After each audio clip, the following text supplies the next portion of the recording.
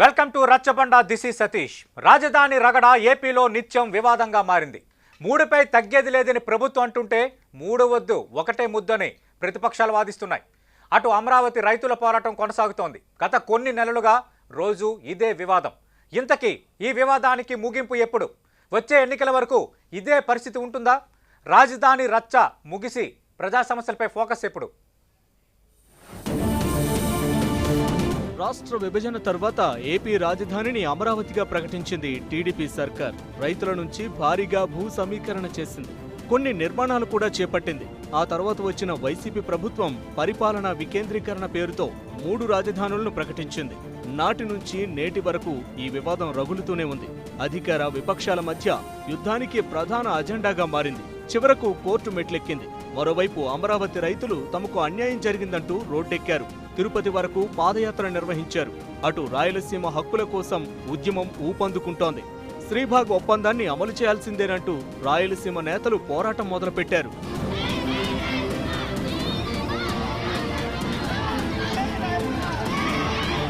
అన్ని వర్గాల ప్రయోజనాల కోసమే రాజధానిని అమరావతిలో ఏర్పాటు చేశామని టీడీపీ అంటోంది. అయితే ఇన్సైడర్ ట్రేడింగ్ జరిగిందని, ఓ వర్గం ప్రయోజనాల కోసమే అక్కడ రాజధానిని ఏర్పాటు చేశారన్నది వైసీపీ వాదన. దీనికి కులాల ఫ్లేవర్ కూడా అంటుకుంది. అన్ని ప్రాంతాలు సమంగా అభివృద్ధి చెందాలన్నదే తమ ఉద్దేశమని, అందుకే 3 రాజధానులని అంటోంది ప్రభుత్వం. ఇటీవల అనూహ్యంగా 3 రాజధానుల బిల్లులను రద్దు చేసింది ఏపీ ప్రభుత్వం. అయితే త్వరలో చట్టపరమైన లొసుగులు లేకుండా మరింత పటిష్టంగా బిల్లులు తీసుకొస్తామని ప్రభుత్వం చెబుతోంది. రాజధాని వ్యవహారంలో అధికార వైసీపీ ఓవైపుండగా ప్రతిపక్ష టీడీపీ, జనసేన, వామపక్షాలు ఓవైపున్నాయి. ఇక ఆలస్యంగా అయినా బీజేపీ కూడా అమరావతికే సయ్యంది.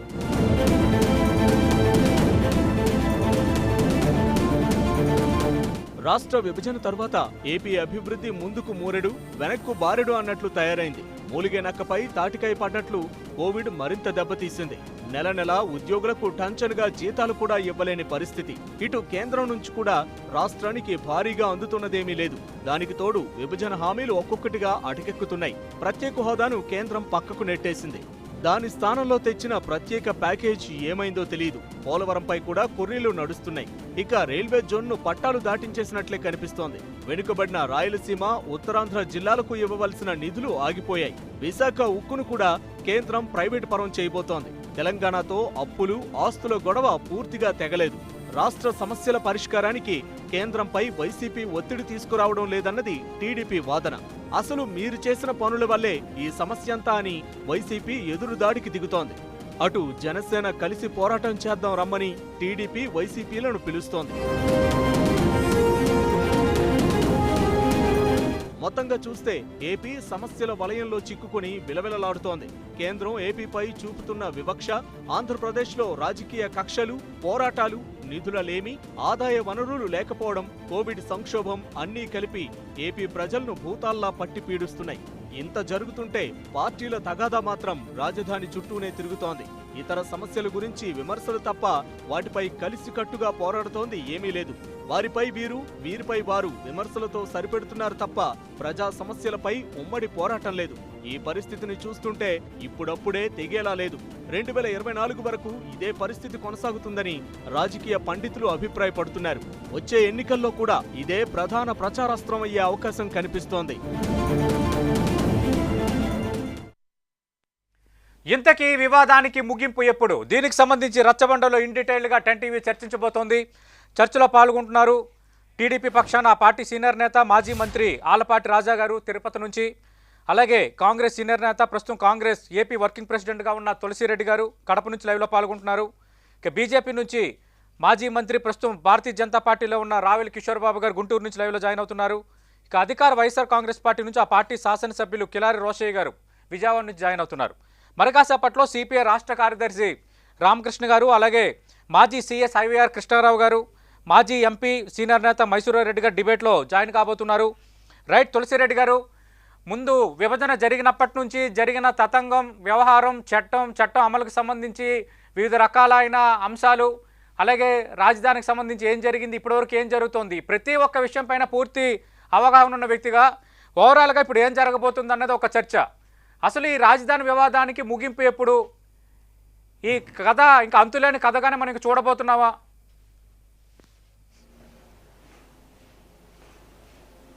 ఫస్ట్ ఆఫ్ ఆల్ రాజధాని అంటే ఏమిటి? ఉమ్, నా దృష్టిలో రాజధాని అంటే రాష్ట్ర సచివాలయం. ఉమ్, ఇప్పుడు దేశంలో 28 రాష్ట్రాలు ఉన్నాయి. 28 రాష్ట్ర సచివాలయాలు ఉన్నాయి.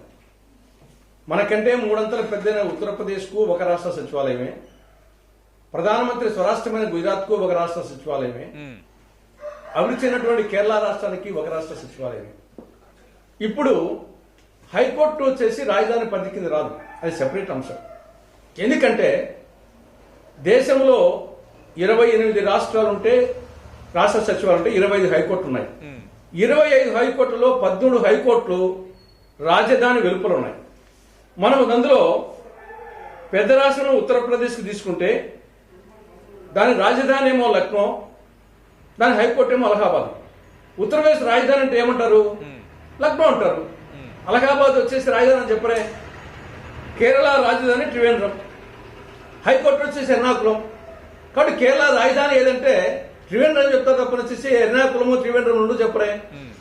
కాబట్టి దేశంలో 13 హైకోర్టులు వేరున్నాయి, రాజధానులు బయట ఉన్నాయి. కాబట్టి హైకోర్టు ఇది high court.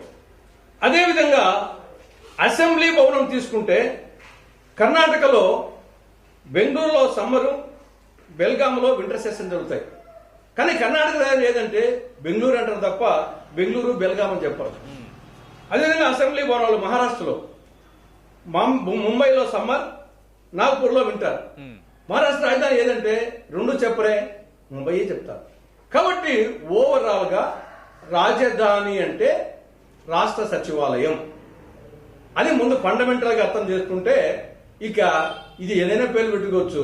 Executive capital, judicial capital, legislative capital, education capital, medical capital, tourism capital, cinema capital, ఇవన్నీ ఊరిక పొద్దుబొక్క నిద్ర రాక పెట్టుకునే. కానీ high court is high court, assembly is assembly, రాష్ట్ర సచివాలయాన్ని రాజధాని అంటారు. అది ఫండమెంటల్ గా ఉంటే ఇంకా 3 రాజధానులు అనే క్వశ్చనే లేదు. రాజధాని ఒకటే. ఇక్కడ సెక్రటరియట్ రాష్ట్ర సచివాలయం ఉంటుందో అదే రాజధాని. That's all. అంతేగాని ఓవర్కి ఇవన్నీ పొద్దుబాగా నిద్ర రాక చెప్పుకున్న మాటలు తప్ప వేరే కాదని నా అభిప్రాయం. ఆల్రెడీ వచ్చేసి అది అమరావతిలో ఆల్రెడీ ఉంది. 7 ఏళ్లుగా నాటి ముఖ్యమంత్రి, నేటి ముఖ్యమంత్రి, నాటి సిఎస్, నేటి సిఎస్, నాటి మంత్రులు, నాటి కార్యదర్శులు, నేటి కార్యదర్శులు ఆనంటే పరిపాలన సాగిస్తున్నారు. భారతదేశపు మ్యాప్ లో గుర్తించబడింది. ఆడ వచ్చేసి 900 కోట్ల రూపాయలు ఖర్చు పెట్టడం జరిగింది. సెంట్రల్ లో ఉంది. కాబట్టి దాన్ని 2014 సెప్టెంబర్ 4న ఆనాటి ముఖ్యమంత్రి, ఆనాటి ప్రతిపక్ష నాయకుడు ఇద్దరు రాయలసీమ వాళ్ళే, చంద్రబాబు నాయుడు, జగన్మోహన్ రెడ్డి ఇద్దరు వచ్చేసి ఏకీభవించి వచ్చేసి ఆంధ్రప్రదేశ్ రాజధానిగా అమరావతిని హృదయపూర్వకంగా ఆహ్వానిస్తున్నామని చేసి చేతులు చెప్పి జగన్మోహన్ రెడ్డి చెప్పా. తర్వాత వచ్చేసి మళ్ళా ఎన్నికల సందర్భంగా మళ్ళా వాళ్ళ పార్టీ వాళ్ళు పొరపాటు ఏదో కొన్ని రూమర్స్ వస్తున్నాయి. వైకాపా గెలిస్తే సచివాలయాన్ని వచ్చేసి విశాఖకు మారుస్తారని వార్తలు వస్తున్నాయి. అది కరెక్ట్ కాదు. మా నాయకుడు ఇక్కడనే ఇల్లు కూడా కొనుక్కున్నాడు, దాన్ని బట్టి తెలుస్తా ఉంది.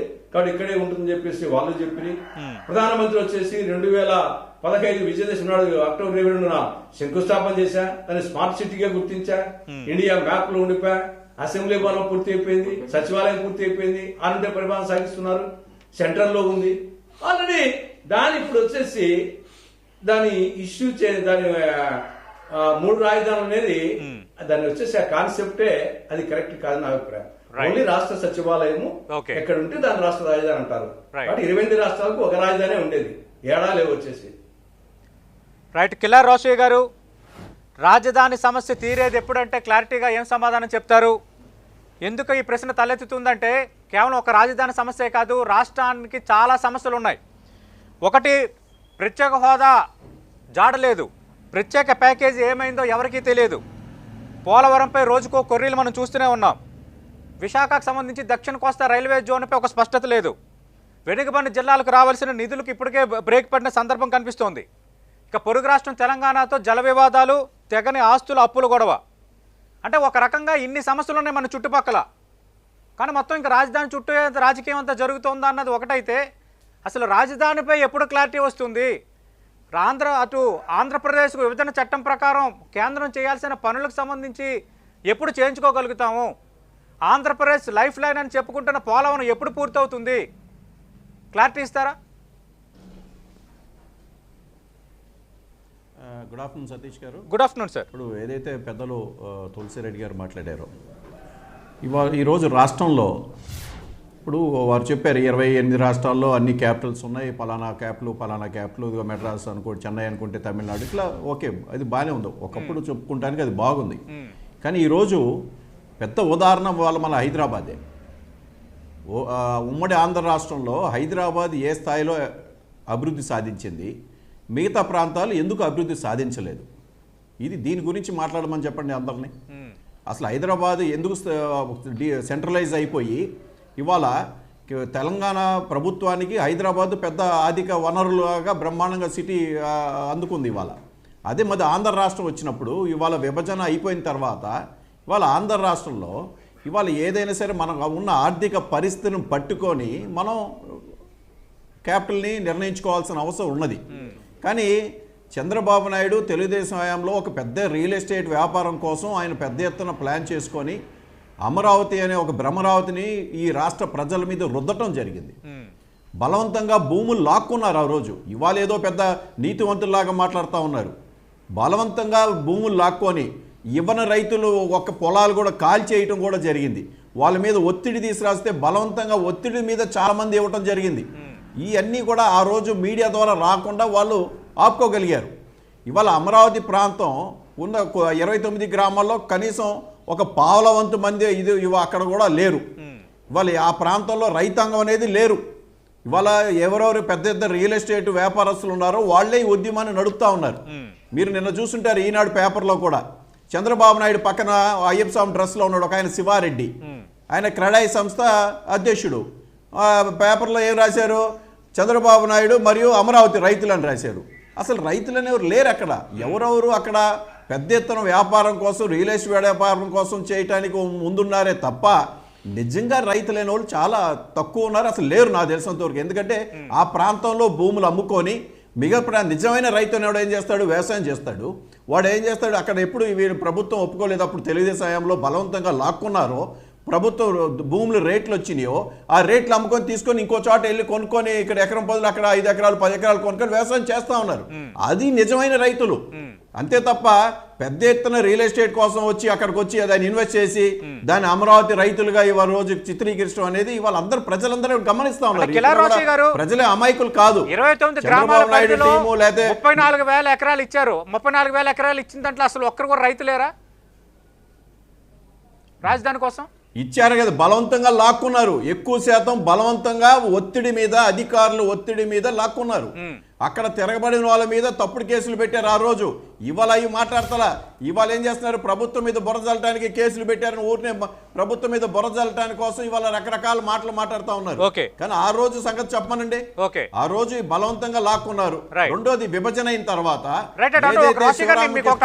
ఉన్నదో ఎవరి వాదనలు ప్రతివాదనలు ఎలా ఉన్నా శివరామకృష్ణ ఎవరి వాదనలు ప్రతివాదనలు జరగాల్సింది చేయలేదు. క్లియర్‌కట్‌గా ఆంధ్రప్రదేశ్లో ప్రతిపక్షాలు ఆంధ్రప్రదేశ్కు ఒకటే రాజధాని, అది అమరావతి అంటున్నాయి. మీరేమో 3 రాజధానులే ఉండాలి, అభివృద్ధి వికేంద్రీకరణ అంటున్నారు. మీరు అన్నారు ప్రతిపక్షాలు, ప్రతిపక్షాలు అన్నారు. వాళ్ళు ఏంటంటే అధికార పక్షానికి మాట్లాడిన దానికి విరుద్ధంగానే మాట్లాడలేదు. అదే ప్రతిపక్షం అయిపోయింది తప్ప ఈ రాష్ట్రానికి నిజంగా సమగ్ర అభివృద్ధి కావాలనే మాట ఈ రోజు వాళ్ళ నోటంటే రాట్లా. ఎందుకంటే ఎంతసేపటికి వాళ్ళు ఏం చెప్తా ఉన్నారు, ఇదిగో కర్ణాటకకి బెంగళూరు, లేకపోతే మధ్యప్రదేశ్కి భోపాల్, ఇట్లా చెప్పుకోవడం కాదండి. అసలు ఎందుకు హైదరాబాద్ డెవలప్ అయింది, మన రాష్ట్రంలో మిగతా విభజన తర్వాత మన రాష్ట్రంలో క్యాపిటల్ లేకుండా పోయిందంటే దానికి కారణం ఏంటి, సెంట్రలైజేషన్ అవటం వల్ల. ఆ సెంట్రలైజేషన్ అవటం వల్ల మిగతా ప్రాంతాలన్నీ అభివృద్ధికి నోచుకోవట్లేదు. కాబట్టి ఇవాళ ప్రభుత్వం ఏం చేసింది, డీసెంట్రలైజేషన్ చేసి అన్ని ప్రాంతాలు అభివృద్ధి సాధించాలనే ఉద్దేశంతో అన్నిటికీ దీన్ని విభజించి అన్ని ప్రాంతాలు అభివృద్ధి సాధించాలని ప్రభుత్వ ఉద్దేశం. దీని మీద కూడా ఇంకా చర్చ తీసుకొని ఒకవేళ నిజంగా డీసెంట్రలైజేషన్ చేయాలనుకుంటే మిగతా ప్రాంతాలు అభివృద్ధి చేయొచ్చు కదా, 3 రాజధానులు ఏర్పాటు చేయాలన్న ప్రశ్న కూడా తలెత్తుతుంది. ఖచ్చితంగా అది కూడా మనం మాట్లాడదాం. ఆలపాటి రాజా గారు, మనం చూస్తున్నాం ప్రభుత్వ వైఖరి చాలా స్పష్టంగా కనిపిస్తోంది. 3 విషయంలో వెనక్కి తగ్గేది లేదంటుంది. మీరు ఒకటే ఉండాలంటున్నారు. ఎప్పటికి తేలుతుంది, అసలు తేలే అంశంగా కనిపిస్తోందా? సతీష్ గారు నమస్కారం. నమస్తే సార్. చర్చలో పాల్గొన్న పెద్దలందరికీ కూడా నా హృదయపూర్వకమైన ధన్యవాదాలు. సార్ ఈరోజు మనందరం కూడా గమనించాల్సింది ఏంటంటే 2014 సెప్టెంబర్ 4న అందరి ఆమోదంతో అందరి యొక్క సమ్మతితో ఏర్పడినటువంటి ప్రజా రాజధాని అమరావతి ఆంధ్రప్రదేశ్ రాజధాని. 5 ఏళ్ళ తర్వాత పాలకులు మారారని చెప్పి వాళ్ళు చెప్పేదంటే పరిపాలనా వికేంద్రీకరణను అభివృద్ధి వికేంద్రానికి తేడా తెలియనటువంటి పరిస్థితిలో ఈనాడు పాలన జరుగుతూ ఉందనేది నా అభిప్రాయం. ఎందుకంటే ఈ రోజున అభివృద్ధి వికేంద్రీకరణ అనే పదం వీళ్ళు ఉచ్చరించడానికి అర్హులు కాదు అని చెప్పి నేను అనుకుంటా ఉన్నా. దాని గురించి కూడా తర్వాత మాట్లాడతా.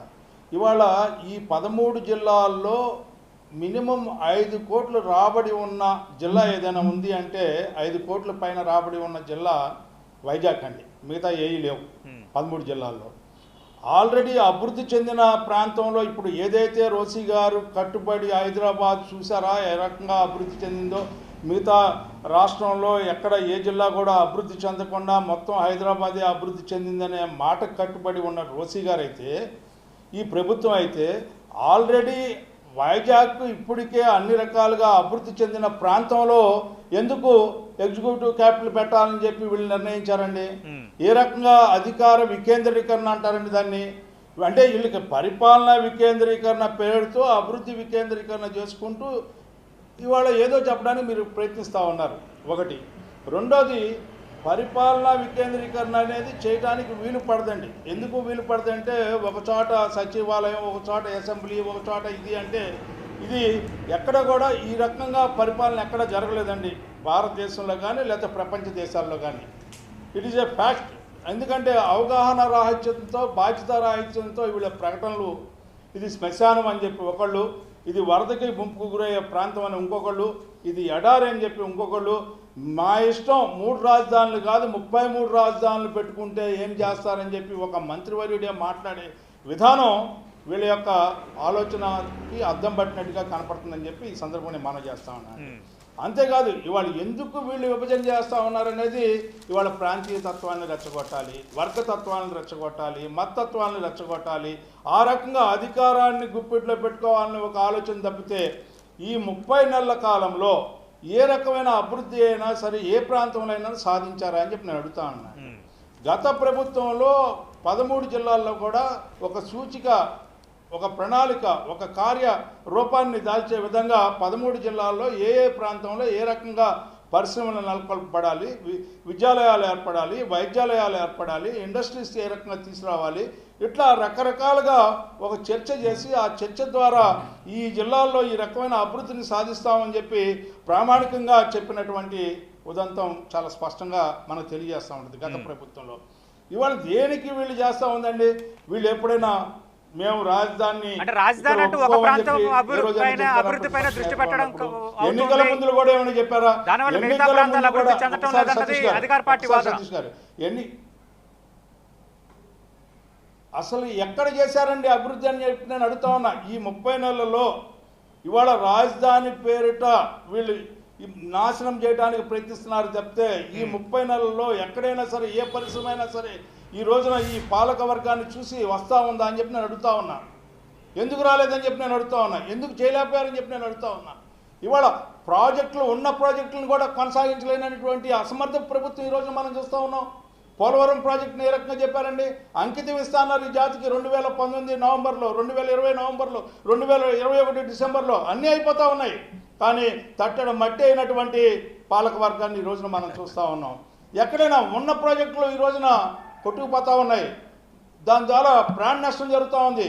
కనీసం అవగాహన లేదు ఇరిగేషన్ మీద కానీ, వ్యవసాయం మీద కానీ, పరిశ్రమల మీద కానీ, లేకపోతే విద్యా విధానం మీద కానీ, హెల్త్ మీద కానీ ఏ రకమైన అవగాహన లేనటువంటి ఏ అంశాన్ని చూసుకున్నా కూడా ఈ రోజు రాజధాని చుట్టూ రాజకీయాన్ని ఎందుకు తిప్పుతా ఉన్నారు వీళ్ళు? ప్రాంతీయ తత్వాన్ని రెచ్చగొట్టాలని, ప్రాంతీయ తత్వాన్ని రెచ్చగొట్టాలని. వాళ్ళ దీని ద్వారా వాళ్ళు ఏదో లబ్ధి పొందామని కదండి, ప్రాంతీయ తత్వాన్ని రెచ్చగొట్టి ఆ రకంగా అభివృద్ధి వికేంద్రీకరణ అనే కంటే ప్రాంతీయ తత్వాన్ని రెచ్చగొట్టడం ప్రధాన ఎజెండాగా అధికార పార్టీ ఉందంటున్నారు. రాజేంద్ర ప్రసాద్ గారు. ఇప్పుడు ఒక ఒకటి అంశం ఏంటి సతీష్ సార్, గారు, ఒక అంశం ఏంటి నేను చెప్తా ఇవాళ ఉన్నాను. సెంట్రల్ వీళ్ళు ఏం యాక్ట్ చేశారంటే చేసింది. 5 ఒకసారి సంవత్సరాలు సతీష్ గారు, ఉన్నప్పుడు రైట్ సతీష్ గారు ఇప్పుడు ఇందులో తెలుగుదేశం హయాంలో ఏం రాజశేఖర్ చేశారంటే 5 లీగల్ గా కూడా సంవత్సరాల్లో చూడాలి. లీగల్ గా 5 కూడా సంవత్సరాల చూడాలి. తెలుగుదేశం హయాంలో ఏం చేశారని చెప్పానండి. లీగల్ గా కూడా పెద్ద పెద్ద చూడాలి. హోర్డింగ్లు సతీష్ గారు, ఏదో లీగల్ గా కూడా ప్రపంచం చూడాలి. మొత్తం ఇక్కడికి సెంట్రల్ వచ్చేస్తుంది ఆమోదంతో, అని భ్రమ కల్పించారు సెంట్రల్ తప్ప ఏం చేశారు ఆమోదంతో, చెప్పానండి. once it is an accepted that it is a capital, once it is ఏంటి అమరావతి అనే క్యాపిటల్ ని అనౌన్స్ చేయడం జరిగింది, Right. నోటిఫై జరగడం జరిగింది, శంకుస్థాపన చేయడం జరిగింది స్వయంగా ప్రధానమంత్రి వచ్చి. ఆ ఎందుకు తర్వాత ఖర్చు పెట్టలేకపోయారు మరి? మార్చే హక్కు వీళ్ళకు ఉందా ఎందుకు లేదా ఖర్చు అనేది పెట్టలేకపోయారంట? ఏం చేశారు అన్ని ఉందా సంవత్సరాల లేదా మీద అనేది మీరు? వీళ్ళకి తెలీదు. మీరు ఎందుకు ఏం చేశారు అన్ని సంవత్సరాలు అంటున్నా? తీసుకొచ్చారు. కిలా మీరు ఏం రోషయ్య చేశారు గారు అన్ని సంవత్సరాల మీద? అమరావతి ఎందుకు క్యాపిటల్ అనే చేస్తున్నారు? అంశానికి మీరు ఎందుకు సంబంధించి భ్రమలు ఒక లీగల్ కల్పిస్తా ఉన్నారు? ఎంటిటీ ఉందంటున్నారు. అవగాహన లేకుండా, అదే ఆలోచన సందర్భంలో లేకుండా, మీరు చెప్తున్న యాక్ట్ అభివృద్ధి తీసుకొచ్చి వికేంద్రీకరణ విరమించుకున్నటువంటి కాకుండా అసమర్థ ప్రాంతీయతత్వం ప్రభుత్వం రెచ్చగొట్టే కాదా అని టార్గెట్ ఉందంటున్నారు రాజా గారు. ఇప్పుడు అసలు ప్రజల్ని రెచ్చగొట్టేది ఎవరో ఇవాళ చూస్తూ ఉన్నారు. ఈ రాష్ట్ర అభివృద్ధికి బాగా నష్టపరుస్తుంది తెలుగుదేశం పార్టీ నాయకుడు చంద్రబాబు నాయుడు వాళ్ళ మనుషులే. ఎందుకంటే ఈ రాష్ట్రానికి ఎక్కడ మంచి జరిగిద్దో ఎక్కడ ఇదని వీళ్ళే పెద్ద ఎత్తున భూతెత్తంలో చూపించి వచ్చే వాళ్ళని కూడా చెరగొట్టాలని తాపత్రయం పొందుతూ ఉన్నారు వాళ్ళు ఏంటంటే తెలుగుదేశం హయాంలో చంద్రబాబు నాయుడు ఆయన టీం ఏంటంటే మేమే చేయగలుగుతాం, ఇంకెవరు చేయలేరు ఈ ప్రపంచంలో, మాకే మేధస్సు ఉంది, ఇంకోటి ఎవరికి మేధస్సు లేదు. ఏందనేది అంటే మీ ఒక్కరికే రాసి పెట్టుంది అంటే మేధస్సు మీ ఒక్కరికే అమ్మది. మీరు ఎందుకు చేయలేకపోయారు 5 సంవత్సరాలు మీరు ఉన్నప్పుడు? మీరు కరకట్ట రోడ్, అసలు చంద్రబాబు నాయుడు ఉన్న కరకట్ట రోడ్డే మీరు వేయలేకపోయారు. మీరేదో మాట్లాడతారు మళ్ళీ. అసలు మీరే చేయగలుగుతారు, ఇంకోటి ఎవరు చేయలేరని మాట్లాడుతున్నారు. మనం ఇప్పుడు వింటా ఉన్నాం ఆలపాటి రాజా గారు అభివృద్ధి వికేంద్రీకరణ అన్నారు, 30 నెలల్లో ఏమీ చేయలేకపోయారు అన్నది ఏం తీసుకొచ్చారు? మీరు పెద్ద పెద్ద హోర్డింగ్లు, పెద్ద పెద్ద అడ్వర్టైజ్మెంట్లు, రేపు పొద్దున ఇదిగో ఏదో వచ్చేస్తుందని భ్రమలు కల్పించారే తప్ప మీరేం చేశారు? అసలు మీరు మీకున్న మీ ఎల్లో మీడియా ద్వారా పెద్ద ఎత్తున ప్రచారం చేసుకొని లబ్ధి పొందారే తప్ప రాష్ట్రానికి, రాష్ట్ర ప్రజలకి, ఈ రాష్ట్రంలో అత్యధిక శాతం ఉన్న పేద వర్గాలకి, మధ్యతరగతి వర్గాలకి మీరేం చేశారు చెప్పండి? అసలు ముందు మీరు ఈ రాష్ట్రంలో అత్యధిక శాతం ఉన్న ప్రజలకి మంచి చేశారా? మీరు ఏ రోజు చేశారు? ఎంతసేపు భ్రమలు కల్పించారు, మోసపూరితమైన వాగ్దానాలు చేశారు, ప్రజలను నిరంతరం మోసం చేసే ప్రక్రియ చంద్రబాబు నాయుడుది. ఇవాళ ఏదో మేమే చేయగలుగుతాం, ఇంకోళ్ళు ఎవరు చేయలేరు, ఇది చాలా తప్పు. అంటే మీరు చాలా ఎక్కువ ఊహించుకుంటా ఉన్నారు. నేను ఒకటే చెప్తాను, ఇవాళ ఈ రాష్ట్రంలో అత్యధిక ఉన్న ప్రజలు, పేదలు లేకపోతే మధ్యతరగతి కుటుంబాలు ఈ ప్రభుత్వం చేసినంత మంచి ఈ దేశంలో ఏ రాష్ట్రంలో కూడా జరగల. అది ఒక ఆంధ్ర రాష్ట్రం గౌరవ ముఖ్యమంత్రి జగన్మోహన్ రెడ్డి గారు హయాంలోనే జరిగింది. దాని గురించి మాట్లాడరు.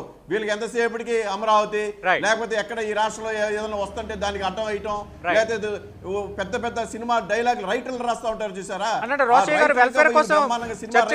వస్తారు వీళ్ళందరూ తెలుగుదేశం పార్టీ నాయకులు.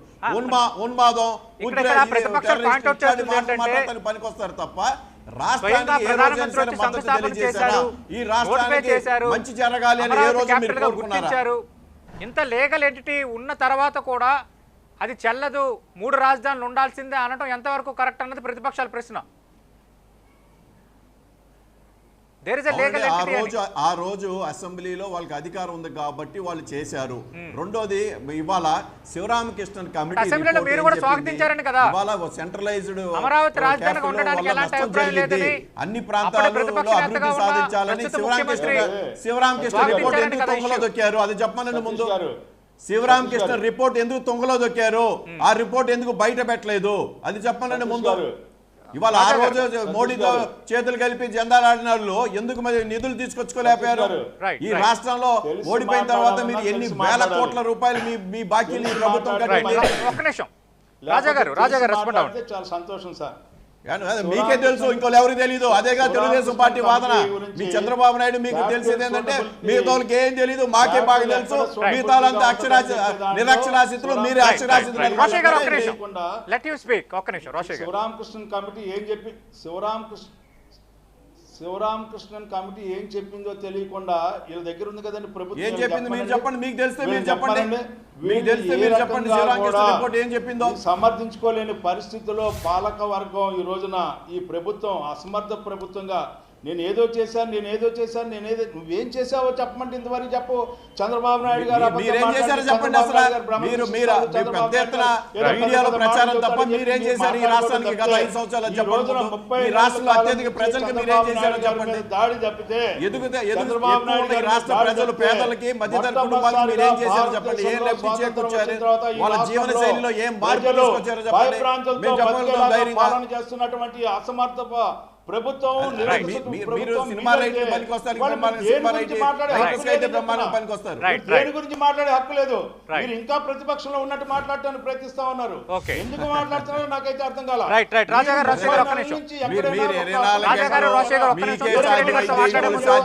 కిషోర్ బాబు గారు అమరావతి రాజధాని మీరు అసమర్థులని చెప్తున్నారు. మీరు లేదు, 3 రాజధానుల విషయంలో వెనక్కి తగ్గేదే లేదు. 3 ప్రాంతాల అభివృద్ధి మాకు ముఖ్యం, కొన్ని సవరణలు చేసి కొత్తగా బిల్లును తీసుకొస్తామని అధికార పార్టీ చెప్తోంది. ఫైనల్గా ఏది నిలబడొచ్చు? కొంత లా మీద అవగాహన ఉన్న వ్యక్తిగా మీ అంచనా ఏంటి? సతీష్ గారు ఎవరిని? కిషోర్ బాబు గారు మిమ్మల్ని అడుగుతున్నారు సార్. రావుల కిషోర్ బాబు గారు. సతీష్ గారు ఇప్పుడు వాయిస్ వస్తుందా? వస్తుంది, మాట్లాడండి సార్. కిషోర్ బాబు గారు వాయిస్ కట్ అటు వస్తుందా? మాట్లాడండి సార్. ఇప్పుడు నేను గతంలో కూడా చెప్పా, ఇది ఇప్పుడు ఇవాళ జగన్మోహన్ రెడ్డి గారు యూటర్న్ తీసుకోవటానికి కారణం ఈ ప్రాంతాల మధ్య విద్వేషాలు రెచ్చగొట్టే నిర్ణయాలు తీసుకోవడానికి కారణం కానీ, ఈ రాష్ట్రం అభివృద్ధి చెందకుండా వెనక్కి వెళ్ళేటువంటి విషయంలో ఆయన తీసుకునే నిర్ణయాలు కానీ, వీటన్నిటికీ ఇలాంటి పరిస్థితి వస్తుందని ఆ రోజే బాబాసాహెబ్ అంబేద్కర్ ఆ కాన్స్టిట్యూంట్ అసెంబ్లీలో, రాజ్యాంగ అసెంబ్లీలో ప్రస్తావించారు. ఇది దయచేసి అన్ని పార్టీల వాళ్ళు గమనించాలని చెప్పేసి నేను కోరుతున్నా, ప్రజలు కూడా.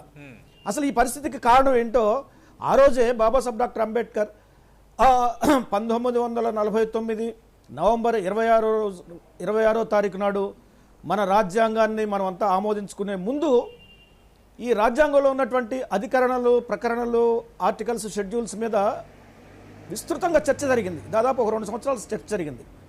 ఆ చర్చ జరుగుతున్నటువంటి సమయంలో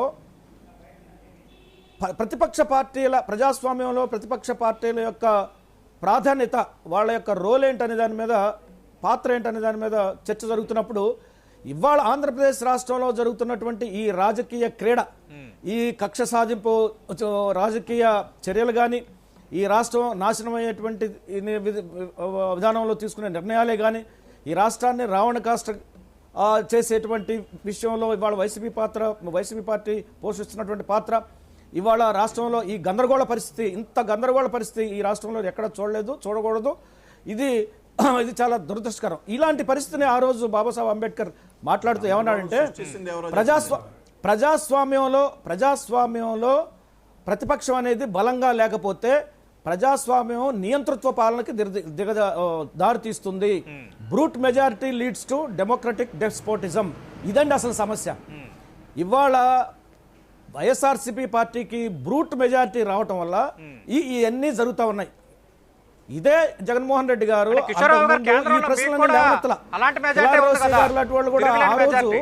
అసెంబ్లీ తిరుగులేని మెజారిటీ భారతీయ జనతా పార్టీకి కేంద్రంలో ఉన్నప్పటికీ కూడా రైతు చట్టాల విషయంలో వెనక్కి తగ్గింది. కారణం ఏంటంటే ప్రజలు వీటిల్ని స్వీకరించడానికి సిద్ధంగా లేరు అని చెప్పేసి, బ్రూట్ మెజారిటీ ఉన్నా కానీ నియంతృత్వ ధోరణిలో కాకుండా ప్రజాస్వామ్య ధోరణిలో ప్రజల యొక్క అభిప్రాయాలకు గౌరవం ఇచ్చి, రైతుల యొక్క ఉద్యమానికి గౌరవం ఇచ్చి, ప్రజల యొక్క మనోభావాలకి గౌరవం ఇచ్చి ఇవాళ ప్రధానమంత్రి నరేంద్ర మోడీ గారు వాటిని వెనక్కి తీసుకున్నాడు. కానీ ఇక్కడ జరుగుతుంది ఏంటి? ప్రజలతో సంబంధం లేదు, ప్రజా మనోభావాలతో సంబంధం లేదు, ఈ ప్రతిపక్ష పార్టీతో సంబంధం లేదు. ప్రజలు ఎటుపోయినా పర్వాలేదు, ఈ రాష్ట్రం నాశనం అయినా పర్వాలేదు, ఈ రాష్ట్రం రావణ కాస్ట్ అయినా పర్వాలా, ప్రాంతీయ విభేదాలతో ఈ రాష్ట్రం నలిగిపోతున్నా, రగిలిపోతున్నా, కాలి బూడిదైపోతున్నాం పర్వాలేదు, మేము తీసుకున్న నిర్ణయానికి మేము కట్టుబడి ఉంటాం. ఆ 3 రాజధానులు అనేది మేము తీసుకున్న నిర్ణయం అని చెప్పేసి ఈ బ్రూట్ మెజారిటీ వల్ల ప్రజాస్వామ్యంలో ఈ రోజు ఆంధ్రప్రదేశ్ రాష్ట్రంలో నియంతృత్వ పరిపాలన జరుగుతుంది. ఈ నియంతృత్వ పరిపాలన వలన ఏకపక్ష నిర్ణయాలు తీసుకుంటున్నారు. ఒంటెద్దు పోగొట్టు పోతా ఉన్నాడు. ప్రజా వ్యతిరేక విధానాలు అనుసరిస్తా ఉన్నారు. ప్రజా వ్యతిరేక నిర్ణయాలు తీసుకుంటా ఉన్నారు. ఈ నియంతృత్వ అంటే ప్రజలను మీరు పరిపాలనకు రెచ్చగొడుతున్నారు, విద్వేషాలను మీరు చర్మగీతం రగిస్తున్నారని పాడకపోతే ఈ రాజశేఖర్ నియంతృత్వ ఆరోపిస్తోంది. పరిపాలనకు గందరగోళం సృష్టించాలని ప్రయత్నం. మూడు రాజధానులు అన్నది 3 ప్రాంతాల మధ్య చిచ్చు పెట్టడానికి కాదా అని చెప్పేసి ప్రశ్నిస్తా ఉన్నాం. 3 రాజధానులు అనేది 3 ప్రాంతాల మధ్య విద్వేషాలు రగిలించడం కాదా అని చెప్పేసి మేము ప్రశ్నిస్తా ఉన్నాం. ఇలాంటి ఏకపక్ష నిర్ణయాలు తీసుకోవడానికి కారణం మొండి వైఖరి, ప్రజా వ్యతిరేక విధానాలు, బ్రూట్ మెజారిటీ. ఎప్పుడైనా సరే ఈ బ్రూట్ మెజారిటీ అనేది ప్రజాస్వామ్యంలో చాలా ప్రమాదకరమని ఆ రోజు బాబాసాహెబ్ అంబేద్కర్ చెప్పారు. కాబట్టి ఇకనైనా ప్రజలు ఈ బ్రూట్ మెజారిటీ ఇచ్చే దిశలో ప్రజలు ఓట్లు వేయకూడదు, ప్రతిపక్షం బలంగా ఉండాలి. ఇవాళ ప్రతిపక్షం బలహీనపడింది, ప్రతిపక్ష వాయిస్ని నొక్కివేస్తున్నారు, మాట్లాడితే కేసులు పెడుతున్నారు, మాట్లాడితే ఎవరైనా ప్రశ్నిస్తే వాళ్ళని అణగదొక్కేస్తున్నారు. ప్రతిపక్ష యొక్క వాయిస్ని, అంటే ప్రజల యొక్క వాయిస్ని, ప్రజల యొక్క గళాన్ని, ప్రజల యొక్క గుండె చప్పుడిని, ప్రజల యొక్క అభిప్రాయాలని, ప్రజల యొక్క మనోభావాలని ఇవాళ అధికార పక్షం పూర్తిగా అణచివేస్తుంటే ఈ రాష్ట్రం ఇవాళ రావణ కాష్టై రగిలిపోతూ అనేక సంవత్సరాలు వెనక్కి అభివృద్ధిలో వెళ్ళిపోయింది. మరి ఈ రాష్ట్రాన్ని ఎవరు బాగు చేస్తారో నాకైతే అర్థం కావటం లేదు. ఇది చాలా దురదృష్టకరం. చాలా ఈ 5 కోట్ల మంది ఆంధ్రప్రదేశ్ రాష్ట్ర ప్రజలు మరి ఏం కర్మ చేసుకున్నారు, ఏం పాపం చేసుకున్నారు. ఇలాంటి పరిస్థితులు పగవాడికి కూడా రాకూడదు. ఇది రాష్ట్రానికే కాదు, దేశానికి కూడా ప్రమాదమే. ఒక రాష్ట్రం యొక్క జీడిపి పడిపోతే భారతదేశ జీడిపి కూడా పడిపోతుందండి. ఒక రాష్ట్రం యొక్క పడితే భారతదేశం యొక్క అభివృద్ధి కూడా దెబ్బతింటుంది. కాబట్టి చర్మగీతం పాడి ప్రజల మనోభావాలు గౌరవించి ప్రతిపక్షానికి విలువనిచ్చి జగన్మోహన్ రెడ్డి గారు తీసుకున్నటువంటి నిర్ణయాలను వెనక్కి తీసుకోవాలి. ఎందుకంటే మళ్ళీ తిరిగి కొన్ని మార్పులు చేసి బిల్లు తీసుకొస్తామని అధికార వైసీపీ చెప్తోంది. లేదు, దీనికి లీగల్ ఎంటిటీ ఉంది, అమరావతిని నోటిఫై చేశారు, Amaravati is the only capital for Andhra Pradesh అన్నది రెండో వాదన. ఇప్పుడు ఆల్రెడీ కోర్టులో వీగిపోతుందనే భయంతోనే ఆ వికేంద్రీకరణ చట్టాన్ని, సిఆర్డీ రద్దు చట్టాన్ని ఉపసంహరించుకోవడం జరిగింది. ఆల్రెడీ మనకు వాళ్ళు ఉపసంహరించుకున్నారంటే అన్నీ తెలిసిపోయింది. కాబట్టి అది ఇంకా లీగల్ గా మనం అంతకన్నా ఎక్కువ మాట్లాడాము. అంటే కోర్టులో ఉపసంహరించుకున్నారు కానీ నిర్ణయం విషయంలో ఉపసంహరించుకున్నట్టుగా కనిపించడం లేదు కదా. వైకాపా ప్రభుత్వం మా విధానం 3 రాజధానులు 3 ప్రాంతాల అభివృద్ధి, త్వరలో కొన్ని మార్పులు చేసి బిల్లు తీసుకొస్తామంటున్నారు. ఇదంతా మేకపోతు గాంభీర్యం తప్ప ఏమి కాదు. మళ్ళీ బిల్లు తెచ్చేది లేదు, బిల్లు అవసరం లేదు. యాక్చువల్ గా మళ్ళీ వికేంద్రీకరణ బిల్లు అవసరం లేకుండానే అద్భుతమైన బ్రహ్మాండమైన అధికార అభివృద్ధి వికేంద్రీకరణ చేసే అవకాశాలు బ్రహ్మాండంగా ఉన్నాయి. ఆ రాజధాని పక్కన పెట్టేసండి, మిగతా బిల్లు పక్కన పెట్టేసి అవసరమే లేకుండా ఇప్పుడు రాయలసీమను మీరు డెవలప్ చేయాలా. ముందు ఓవరాల్ గా అధికార వికేంద్రీకరణ ఏమేంటేమి, ఆల్రెడీ 73, 74 రాజ్యాంగ సవరణ ప్రకారము గ్రామ పంచాయతీలు, మండల పరిషత్తులు, జిల్లా పరిషత్తులు, నగర పంచాయతీలు, మున్సిపాలిటీస్, మున్సిపల్ కార్పొరేషన్లు ఇవి రాజ్యాంగ ప్రతిపత్తి కలిగినటువంటి ప్రభుత్వాలు. వారికి విధులు, నిధులు, అధికారాలు కేటాయించండి. సుఖం వచ్చేసి దానికి కొత్త బిల్లు అవసరం లే, అధికార వికేంద్రీకరణ జరిగిపోతుంది. ఇంకా అభివృద్ధి వికేంద్రీకరణ వద్దామా, ఒక్కొక్క ప్రాంతానికి వద్దాం. రాయలసీమ ప్రాంతము ప్లస్ నెల్లూరు, ప్రకాశం 6 జిల్లాలకు సంబంధించి ఫస్ట్ ఆఫ్ ఆల్ మీరు ప్రత్యేక హోదా కేంద్రంతో పోరాడి సాధించండి. 13 జిల్లాలతో పాటు ఈ 6 జిల్లాలో పరిశ్రమలు ఏర్పాటు చేసి పారిశ్రామిక అభివృద్ధి కేంద్రీకరణ చేయండి. దానికి ఇప్పుడు రాజధాని అడ్డం వచ్చిందా? దానికి బిల్లు అవసరమా కొత్తది ఏమన్నా? రెండవది, విభజన చట్టంలో సెక్షన్ 46 సబ్ సెక్షన్ 3 కింద బుందేల్ఖండ్ తరహా అభివృద్ధి ప్యాకేజీ నిధులు ఇవ్వాలా రాయలసీమకు. దానికి ఏమైనా వచ్చేసి కొత్త బిల్లు అవసరమా? మళ్ళా బిల్లు ఏమైనా అవసరమా? అలాంటి తెప్పించండి. తర్వాత మూడవది, కడప జిల్లాలోనే కడప, మదనపల్లి, బెంగళూరు కొత్త రైలు మార్గము, అది ఆల్రెడీ ఎప్పుడో శాంక్షన్ అయింది. రాష్ట్ర ప్రభుత్వం మ్యాచింగ్ గ్రాంట్ ఇవ్వక అది ఆగిపోయింది. దాన్ని మ్యాచింగ్ గ్రాంట్ ఇచ్చి పూర్తి చేయండి. ఈ ప్రాంతం బ్రహ్మాండంగా డెవలప్ అవుతుంది. చిత్తూరు జిల్లాలో కాళహస్తి దగ్గర మన్నవరం బిహెచ్ఎల్ ఎన్టీపీసీ ప్లాంట్ ఉంది, అది మూతపడింది. దాని కేంద్ర ప్రభుత్వంతో మాట్లాడి తెప్పించండి, ఆ ప్రాంతం వృద్ధి జరుగుతుంది. అనంతపురము, అమరావతి ఎక్స్ప్రెస్ హైవే పూర్తి చేయండి, బ్రహ్మాండంగా ఆ ప్రాంతం డెవలప్ అవుతుంది. కర్నూలులో కృష్ణా రివర్ మేనేజ్మెంట్ బోర్డు కార్యాలయం ఏర్పాటు చేయండి. తర్వాత వచ్చేసి వీలైతే మీకు చేతనైతే హైకోర్టు పెట్టండి కర్నూలులో. కానీ సాధ్యం, అది టైం దాటిపోయింది కాబట్టి ఇప్పుడు సాధ్యం కాదు, మళ్ళా ప్రశ్నించిన రియార్డర్ కావాలా. కనీసం హైకోర్టు బెంచ్ పెట్టండి. కాబట్టి ఆ విధంగా వచ్చేసి తర్వాత రాయలసీమ, ప్రకాశం, నెల్లూరు జిల్లాలో తెలుగు గంగ, గాలేనగిరి, హంద్రీనివా, వెలుగొండ ఈ ప్రాజెక్టులకు డిపిఆర్లు సమర్పించి కృష్ణానది యాజమాన్యం కూడా అనుమతి తీసుకుని మిగిలిపోయిన 20% అసంపూర్తి పని పూర్తి చేయండి. బ్రహ్మాండంగా డెవలప్ అవుతుంది. దీనికి దేనికే వికేంద్రీకరణ బిల్లు అవసరం? మళ్ళా బిల్లు అవసరం? అది నీకేమన్నా నేను చెప్పిన దేనికి అవసరం లేదు. అలాగే ఉత్తరాంధ్ర విశాఖకు సంబంధించి ఉత్తరాంధ్ర సూర్యస్రవంతి, వంశధార ఫేజ్ 2 పూర్తి చేయండి. దానికి బిల్లు అవసరమా? అదేవిధంగా విశాఖ రైల్వే జోన్కు, విశాఖ మెట్రోకు, విశాఖ చెన్నై ఇండస్ట్రియల్ కారిడార్ దానికి ఏమైనా అవసరమా? బిల్లు కొత్త బిల్లు అవసరం లేదే. అదేవిధంగా విశాఖను వచ్చేసి ఐటీ రాజధానిగా, ఆర్థిక రాజధానిగా, సినీ రాజధానిగా, టూరిజం రాజధానిగా ఎన్ని విధాలుగా చేస్తారో డెవలప్ చేయండి. దానికి అవసరమా? దానికి ఏమైనా బిల్లు అవసరమా? అదేవిధంగా గోదావరి జిల్లాలకు పోలవరం పూర్తి చేయండి, కాకినాడ పెట్రోకెమికల్ కాంప్లెక్స్ పూర్తి చేయండి, Polavaram project authority office Rajahmundry తెప్పించండి, గోదావరి జిల్లా అభివృద్ధి. దీనికి ఏమైనా బిల్లు అవసరమా మళ్ళా? అదేవిధంగా కృష్ణా, గుంటూరు, అమరావతి సంబంధించి ఆల్రెడీ సచివాలయం ఉంది, అక్కడ పరిపాలన సాగుతా ఉంది. విజయవాడ మెట్రో పూర్తి చేయండి, ఆ ప్రాంతం అభివృద్ధి చెందుతుంది. కాబట్టి దీనికి లేని పోంది వచ్చేసి ఇంతకుముందు బీజేపీ నాకు చెప్పినట్టు మోడీ గారు రైతు వ్యతిరేక చట్టాలు, ప్రజలు వ్యతిరేక చట్టాలు నిర్మించుకున్నారు, ఆయనకి అయిపోయింది. ఆ విధంగా మీరు ఉపసంహరించుకున్నారు, అయిపోయింది. మళ్ళా ఎందుకు తతంగం అంటారు? మళ్ళా బిల్లు మీరు పెట్టేది లేదు, సచ్చేది లేదు.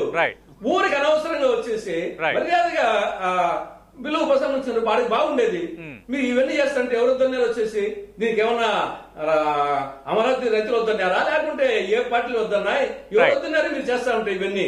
కిలార్ రోషి గారు, అసలు కనీసం అన్నమయ్య ప్రాజెక్టు మూడు రాజధానుల ఏర్పాటు అనేది అభివృద్ధి వికేంద్రీకరణ అని మీరు చెప్తున్నారు. కాంట్రాక్టులకు బిల్లు ఇచ్చే అభివృద్ధి వికేంద్రీకరణ అంటే మూడు రాజధానులు ఏర్పాటు చేస్తేనే జరుగుతుందా, లేదంటే జిల్లాల వారీగా అభివృద్ధి చేస్తే జరుగుతుందా? జిల్లాలు అడ్రస్ చేయాల్సిన అంశాలు కూడా ఉన్నాయని అంటారు తులసిరెడ్డి గారు. అంటే రాజధానులు ఏర్పాటు చేయకుండా కూడా అభివృద్ధి జరగదంటారా? ఇప్పుడు మూడు ప్రభుత్వం ఫోకస్ పెడితే అమరావతి, అవును సతీష్ గారు, అమరావతి అనే దాని మీద వచ్చినప్పుడు మనం డిస్కస్ చేస్తాను, ఈ సబ్జెక్ట్ మాట్లాడుతున్నాం. రెండోది మిగతా వారు చెప్పిన ఏ ప్రాజెక్ట్స్ ఉన్నాయో దాని మీద ప్రభుత్వం చాలా కాన్సన్ట్రేషన్ చేస్తుంది. రెండోది ఎక్కువ కేంద్ర ప్రభుత్వంతో ముడిపడి ఉన్నాయి కాబట్టి వాళ్ళు డబ్బులు సరిగ్గా ఇవ్వట్లేదు కాబట్టి ఇవాళ పోలవరం కానీ, లేకపోతే వాళ్ళు మిగతా చెప్పిన ఏ ప్రాజెక్ట్స్ ఉన్నాయో, ఇప్పుడు అమరావతి ఎక్స్ప్రెస్ హైవేలు కానీ, ఇవన్నీ ఎక్స్ప్రెస్ హైవేలు అన్నిటి కూడా కేంద్ర ప్రభుత్వం లిక్కప్ అయి ఉన్నాయి. వాళ్ళ దగ్గర నుంచి ఆ నిధులు సరిగ్గా రావట్లా. రెండోది ఏంటంటే గత ప్రభుత్వం చేసిన అప్పులు ఏదైతే మీరు చాలా కార్పొరేషన్స్ ఉన్నాయి, ఏది మన సివిల్ సప్లైస్ దాంట్లో డౌట్ లేదు. ఇప్పుడు ఏదైతే ఇప్పుడు వాళ్ళు కూడా రెండు ఇదే కేంద్ర ప్రభుత్వం వాళ్ళు కర్నూలులో న్యాయ రాజధాని కావాలని చెప్పారు. ఇవాళ మళ్ళీ అమరావతి ఆ రోజు వాళ్ళు వ్యతిరేకించారు, మళ్ళీ ఇవాళ అమరావతి అని చెప్పి వాళ్ళు సంకనాగుతూ ఉన్నారు. ఇవాళ ఏంటంటే ఎవరి కాలు స్వలాభాల కోసం ఈ రాష్ట్ర అభివృద్ధి పక్కకు పోయినా పర్వాలేదు, మాకైతే అధికారం వస్తుందో, ఎవరితో చేతులు కలిపితే అధికారం వస్తుందో ఈ తాపత్రయపడతాం తప్ప ఈ రాష్ట్రానికి మంచి చేద్దాం, ఈ రాష్ట్రానికి ఈ ప్రభుత్వానికి ఓ దశ చూపిద్దాం ఇది లేదు. ఎంతసేపు గందరగోళం సృష్టించాలి, తెలుగుదేశం పార్టీ వాళ్ళు ఎంతసేపు ప్రజల్లో ఒక గందరగోళం సృష్టించి ప్రభుత్వం మీద బురద వేయాలని వాళ్ళ తాపత్రయం, మిగతా వాళ్ళేమో రాజకీయంగా ఏ లబ్ధి పొందుతాం అనేది మిగతా వాళ్ళ తాపత్రయం. నేనేమంటానంటే ఇవాళ గత ప్రభుత్వం 50,000 కోట్ల పైగా గత ప్రభుత్వ బాకీలు ఈ ప్రభుత్వం చెల్లుబాటు చేసింది. ఈ సివిల్ సప్లైస్ కార్పొరేషన్ కానీ, లేకపోతే డిస్కామ్కి ఇవ్వాల్సిన 14,000 కోట్లు కానీ, ఇవన్నీ కూడా దాదాపు 50,000 కోట్ల రూపాయలు గత ప్రభుత్వ అప్పులని ఈ ప్రభుత్వం చెల్లించుకుంటూ వస్తూ ఉంది. కానీ ఎక్కడా కూడా వాటిని ఆపకుండా మళ్ళీ ఇవాళ ప్రజలు ఎక్కువ ముఖ్యంగా అంటే ఇక్కడ గమనించాల్సిందంటే రాష్ట్ర ప్రజలు 5 కోట్ల మంది. ఈ 5 కోట్ల మందిలో ఎంతమంది పేదరికంలో ఉన్నారు, వాళ్ళందరికీ ఏం మంచి చేయాలి? అభివృద్ధి అంటే ఏదో భ్రమలు కల్పించేసి సింగపూర్ని తీసుకొచ్చేస్తాను, లేకపోతే ఇజ్రాయెల్ తీసుకొస్తున్నాను, జపాన్ తీసుకొస్తే రాష్ట్రాల్లో పేదలకు ఒక్క ఆర్థిక పరిస్థితిలో మార్పు ఏమైనా వస్తుందా? చెప్పండి మనండి. ప్రజల్ని తప్పుదారి పట్టించి మైమరిపించి ఆర్థికంగా బలంగా ఉన్న వాళ్ళకి మళ్ళీ బలం చేకూర్చే అసలు నిజంగా పేదరికంలో వాళ్ళు పట్టించుకోవట్లే. ఈ ప్రభుత్వం పట్టించుకుంటా ఉంది. ఈ ప్రభుత్వం వివిధ సంక్షేమ పథకాల ద్వారా వీళ్ళందరినీ పట్టించుకుంటా ఉంది. ఇక్కడ కింద స్థాయి నుంచి పునాది వేసుకుంటా వస్తుంది ఈ ప్రభుత్వం. వీళ్ళేంటంటే ముందు పెద్ద ఎత్తున షో పుటప్ కావాలి, బ్రహ్మాండమైన బిల్డింగ్లు కట్టాలి, అది ప్రజలు చూపించి మభ్య పెట్టాలి. ఆ ప్రయత్నం జగన్మోహన్ రెడ్డి గారు చేయరు. ఇక్కడ ఏదైతే ఈ రాష్ట్రంలో అత్యధిక ఉన్న ప్రజలు వాళ్ళు బాగోగలు వాళ్ళ జీవన శైలిలో మార్పు తీసుకొచ్చే ప్రయత్నం మేము చేస్తా ఉన్నాం, అంతే తప్ప. డిబేట్ లో జాయిన్ అవుతున్నారు ఏపీ సిపిఐ రాష్ట్ర కార్యదర్శిగా ఉన్న రామకృష్ణ గారు. రామకృష్ణ గారు నమస్తే సార్. సతీష్ గారు రామకృష్ణ గారు నమస్కారం సతీష్. రైట్, అంటే 3 రాజధానుల విషయంలో ప్రభుత్వం వెనక్కి తగ్గనట్టు ఉంది. త్వరలోనే కొన్ని సవరణలు చేసి తిరిగి బిల్లు తీసుకొచ్చే ఆలోచనలో ప్రభుత్వం ఉంది, చాలా స్పష్టంగా అర్థమవుతుంది. మీరు ఒకటే రాజధాని ఉండాలి, అమరావతి రాజధాని అని మీరు కానీ ఇంకో విపక్షాలు పాయింట్అవుట్ చేస్తున్నాయి. అసలు ఇది ఎప్పటికి తేలుతుంది? రాజధాని అంశం తేలే అంశంగా కనిపిస్తుందా? సతీష్ గారు రామకృష్ణ గారు ఒక్క నిమిషం సార్. రాజా గారు ఏదో అడుగుతున్నారు. మాట్లాడండి సార్. సార్ నేను ఒకటి అడుగుతున్నా, రోసీ గారిని కానీ ఈ ప్రభుత్వాన్ని కానీ 3,25,000 కోట్లు అప్పు చేస్తే వీళ్ళ క్యాపిటల్ ఎక్స్పెండిచర్ ఎంత ఈ 2.5 సంవత్సరాల్లో అని చెప్పి నేను అడుగుతున్నాను సార్. ఒకటి రోసీ గారిని చెప్పమనండి, నాకు అభ్యంతరం లేదు, లేకపోతే వాళ్ళ ప్రభుత్వాన్ని చెప్పమనండి, తర్వాత ఆయన సమాధానం. 2, మోడీ దగ్గరికి ఈ ముఖ్యమంత్రి గారు ప్రధానమంత్రి మోడీ గారి దగ్గరికి దాదాపు ఈ 30 నెలల కాలంలో అనేక సందర్భాల్లో కలవటం జరిగింది సార్. ఈ రాష్ట్ర అభివృద్ధి గురించి నేను కలిశాను, ఈ అంశాల గురించి నేను మాట్లాడానని చెప్పి బయటకు వచ్చిన తర్వాత ఎక్కడైనా సరే ప్రస్తావించారా? ఎందుకంటే 25 ఎంపీలు ఇవ్వండి, మోడీ మెడలు వంచి ఈ రాష్ట్రానికి స్పెషల్ స్టాటస్ తీసుకొస్తానన్నటువంటి ఈ ముఖ్యమంత్రి గారు ఆనాటి నుంచి ఈనాటి వరకు ఈ రాష్ట్రంలో అనేక రకాలుగా విమర్శిస్తూ ఉంటారు. కేంద్రం దగ్గరికి వెళ్ళి కానీ లేకపోతే పార్లమెంట్లో కానీ ఎక్కడైనా సరే ఇలా వాణి కానీ వేడి కానీ లేకపోతే ఎక్కడైనా సరే ఇలా గొంతు కానీ ఎక్కడైనా వినిపించారా? నాలుగోది వీళ్ళు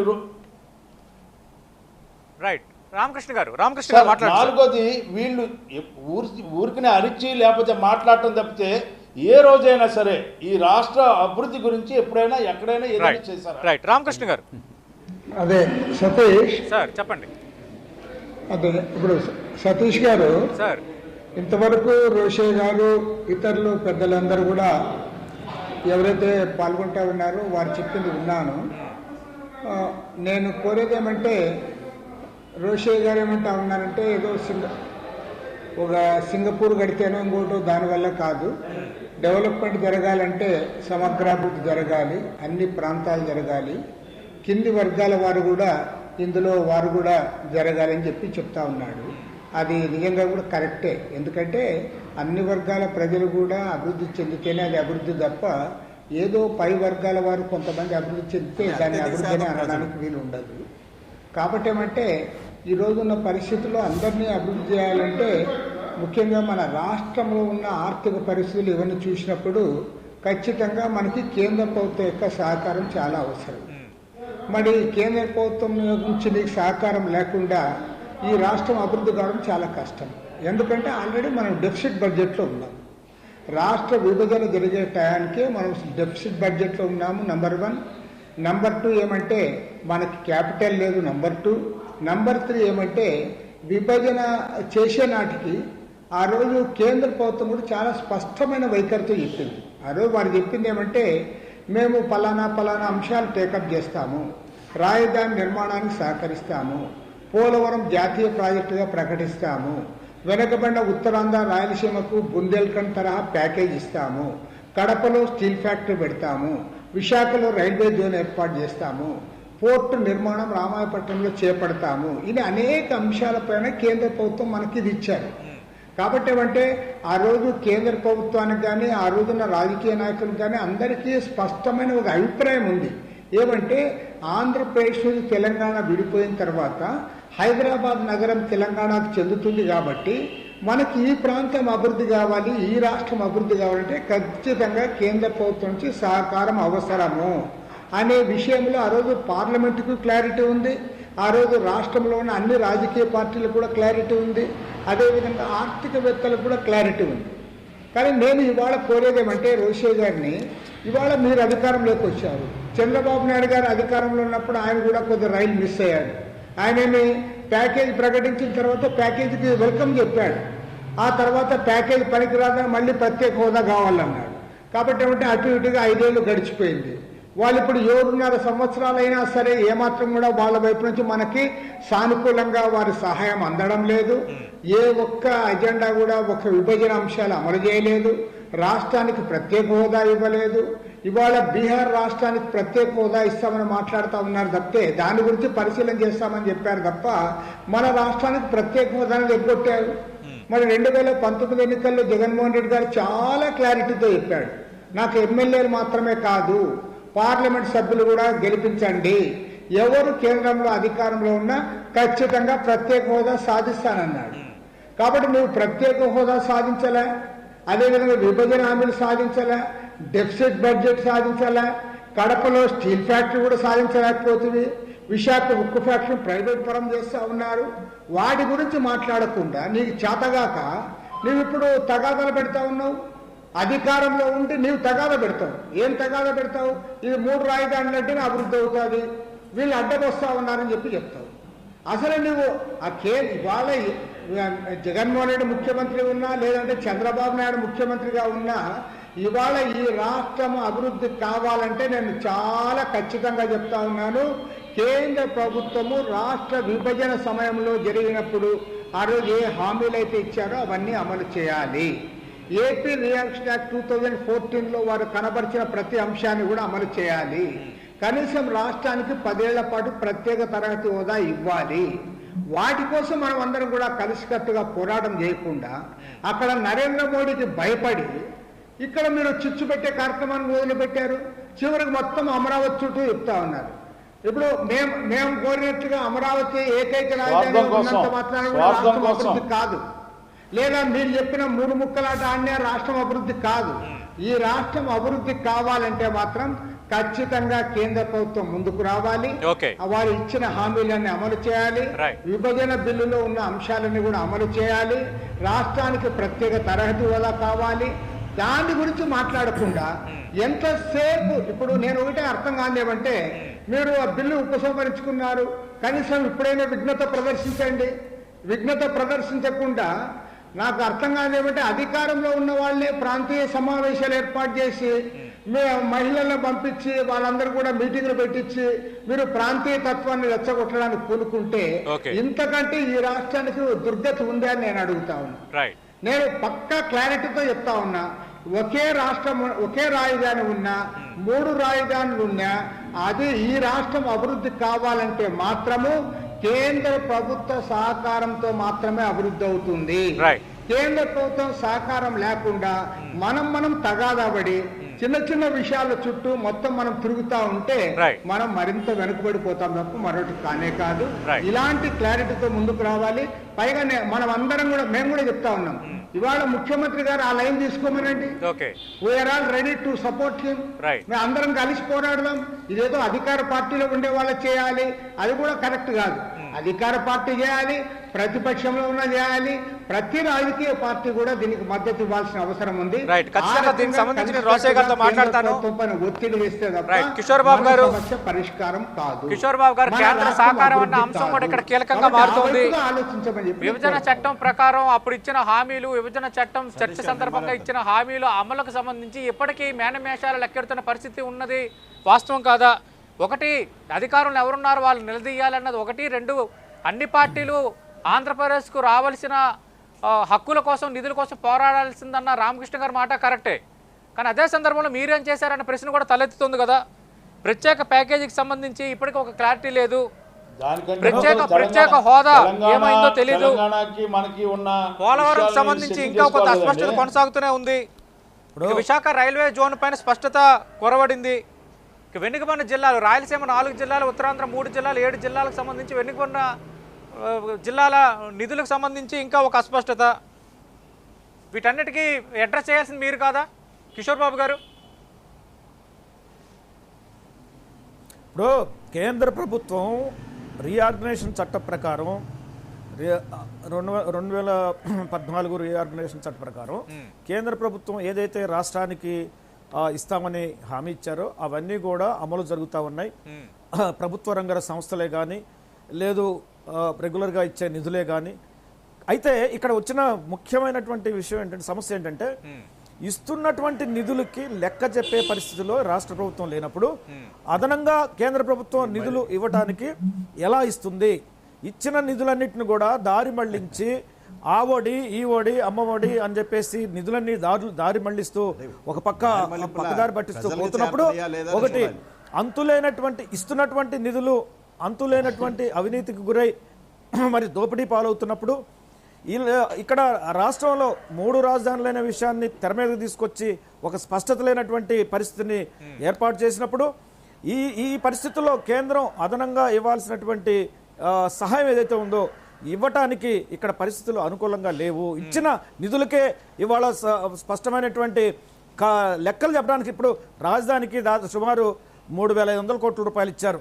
రాజధానికి కానీ రాజధాని చుట్టుపక్కల ప్రాంతాల్లో అభివృద్ధికి కానీ అండర్గ్రౌండ్ డ్రైనేజ్ ప్రాజెక్టుగా కానీ స్మార్ట్ సిటీకి సంబంధించినటువంటి నిధులే కానీ ఇచ్చినటువంటి నిధులన్నింటిని కూడా పక్కదారి పట్టించి ఆ నిధులు ఏమైపోయినాయి, Okay. ఆ నిర్మాణాలు ఏమైపోయినాయి, ఆ అభివృద్ధి ఏమైపోయింది, ఆ ప్రణాళికలు ఏమైపోయినాయి, Right, ఖచ్చితంగా అది కూడా మాట్లాడదాం. కిషోర్ బాబు గారు, ఇప్పుడు ప్రత్యేక హోదాకు సంబంధించి విదేశీ బీహార్ పెట్టుబడులన్నీ సంబంధించి కూడా పరిశీలనలో వచ్చినటువంటి హామీలన్నీ ఉందని వెనకబడిపోయినాయి. స్వయంగా ఇవాళ నీతి ఆయోగ్ ఆర్థిక వైస్ పరిస్థితి చైర్మన్ ఒక అప్పుల మీద ప్రకటన అప్పులు చేసిన చేస్తా సందర్భం ఉన్నారు. కనిపిస్తోంది. FRBM లిమిట్ దాటి మరి సరే, అప్పులు ప్రత్యేక చేస్తా హోదా ఉన్నారు. కాదనుకుంటే ఈ ప్రత్యేక ఆర్థిక ప్యాకేజ్ ఏమైంది ఇప్పుడు అస్తవ్యస్త ఎవరికీ పరిస్థితుల్లో తెలియదు. రాష్ట్ర ప్రభుత్వం కేంద్ర ప్రభుత్వం నుంచి నిధులు తీసుకునే స్థితిలో లేనప్పుడు రాష్ట్ర ప్రభుత్వం తప్పు తప్ప కేంద్ర ప్రభుత్వం అది కాదని చెప్పేసి ఈ సందర్భంగా నేను తెలియజేస్తూ రాష్ట్ర ప్రభుత్వం మీ ఇద్దరికీ వాళ్ళ బాధ్యత ఉంది.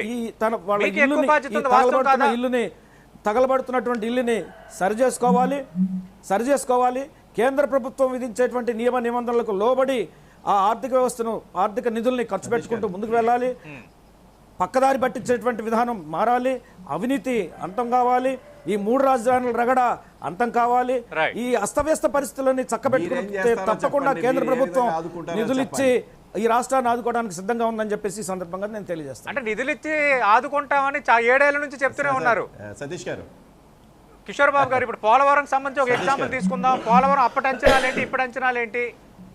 పార్టీలు పక్కన పెడదాం, టీడీపీ వైసీపీ అన్ని పక్కన పెడతాం. ఇందాక రామకృష్ణ గారు అన్నట్టుగా పోలవరంకి ఆంధ్రప్రదేశ్ ఏం చేస్తోంది, కేంద్రంలో బీజేపీ అనేది కూడా కీలకమైన అంశమే కదా. ఇప్పుడు సవరించిన అంచనాలను ఆమోదం తెలపలేని పరిస్థితి ఉంది. రాష్ట్ర ప్రభుత్వం కేంద్ర పెట్టిన ఖర్చుకు ప్రభుత్వం ఇచ్చే reimburse నిధులు చేయలేని ఎక్కడ పరిస్థితి ఆగటం ఉంది. లేదు. ఇటు పోలవరం అలాగే వెనుకబడిన జిల్లాల ప్యాకేజీకి సంబంధించి, ప్రత్యేక ప్యాకేజీకి పోలవరం సంబంధించి కానీ రాజధాని కానీ కేంద్ర ప్రభుత్వ సంస్థలకే కానీ కేంద్రం ఇచ్చే నిధులు ఎక్కడ ఆగటం లేదు. Okay. సమస్యల్లా ఇచ్చినటువంటి నిధుల్ని సక్రమంగా వినియోగించుకోకుండా కిల్లార్ రోషి గారు, అవినీతికి పాల్పడి మేము నిధులు ఇస్తూనే దారి ఉన్నాము. పట్టించే విధానానికి మీరు పాల్పడి పథకాలతో రివర్స్ పప్పు టెండర్లు అని బెల్లాలాగా చెప్పేసి నిధులను ఆలస్యం డైవర్ట్ చేస్తూ చేస్తున్నారు. 3 రాజధానులు అని ఇది చెప్పేసి ఏపీలో గందరగోళ జరుగుతుందంటారు పరిస్థితి కిషోర్ బాబు గారు. కేంద్రం ఇచ్చే నిధుల్ని అందుకోలేనటువంటి దుస్థితిలో ఉంది. అప్పుల గారు. ఆంధ్రప్రదేశ్ గా మరి వాళ్ళ కేంద్ర ప్రభుత్వం ప్రశ్నిస్తుంది. రోషయ్య గారు. మీరు FRBM లిమిట్ దాటి ఎందుకు అప్పులు చేస్తా ఉన్నారు? అప్పులు చేయాల్సినటువంటి అవసరం ఏంటి? రోషయ్య గారు. ఇచ్చినటువంటి నిధులకు లెక్క చెప్పండి. ఇచ్చినటువంటి యూటిలైజేషన్ సర్టిఫికేట్స్ ఇవ్వండి. రైట్, రోషయ్య గారు, కిషోర్ బాబు గారు రివర్స్ టెండర్ అని ప్రస్తావించిన చెప్పేసి అంశం పోలవరం ఒకే ప్రాజెక్ట్ ని అయితే సంవత్సరం డిలే చేశారు. దానివల్ల అధికారంలో కాస్ట్ మీరు ఉన్నారు పెరగలేదా? కాబట్టి అదేనండి ఇప్పుడు- ఖచ్చితంగా ఇప్పుడు కేంద్రం ఒకటి- నుంచి నిధులు రాబట్టాల్సిన బాధ్యత మీపై అదే కొంత సార్. ఎక్కువగా ఉండదా? నిలదీయాల్సింది మీరు కాదా? సతీష్ గారు, ఒకటి ఇక్కడ సతీష్ గారు ఇప్పుడు ఒక మాట్లాడండి. పాయింట్ సార్, ఇందాక రామకృష్ణ గారు మాట్లాడేది చాలా పర్ఫెక్ట్గా మాట్లాడారు.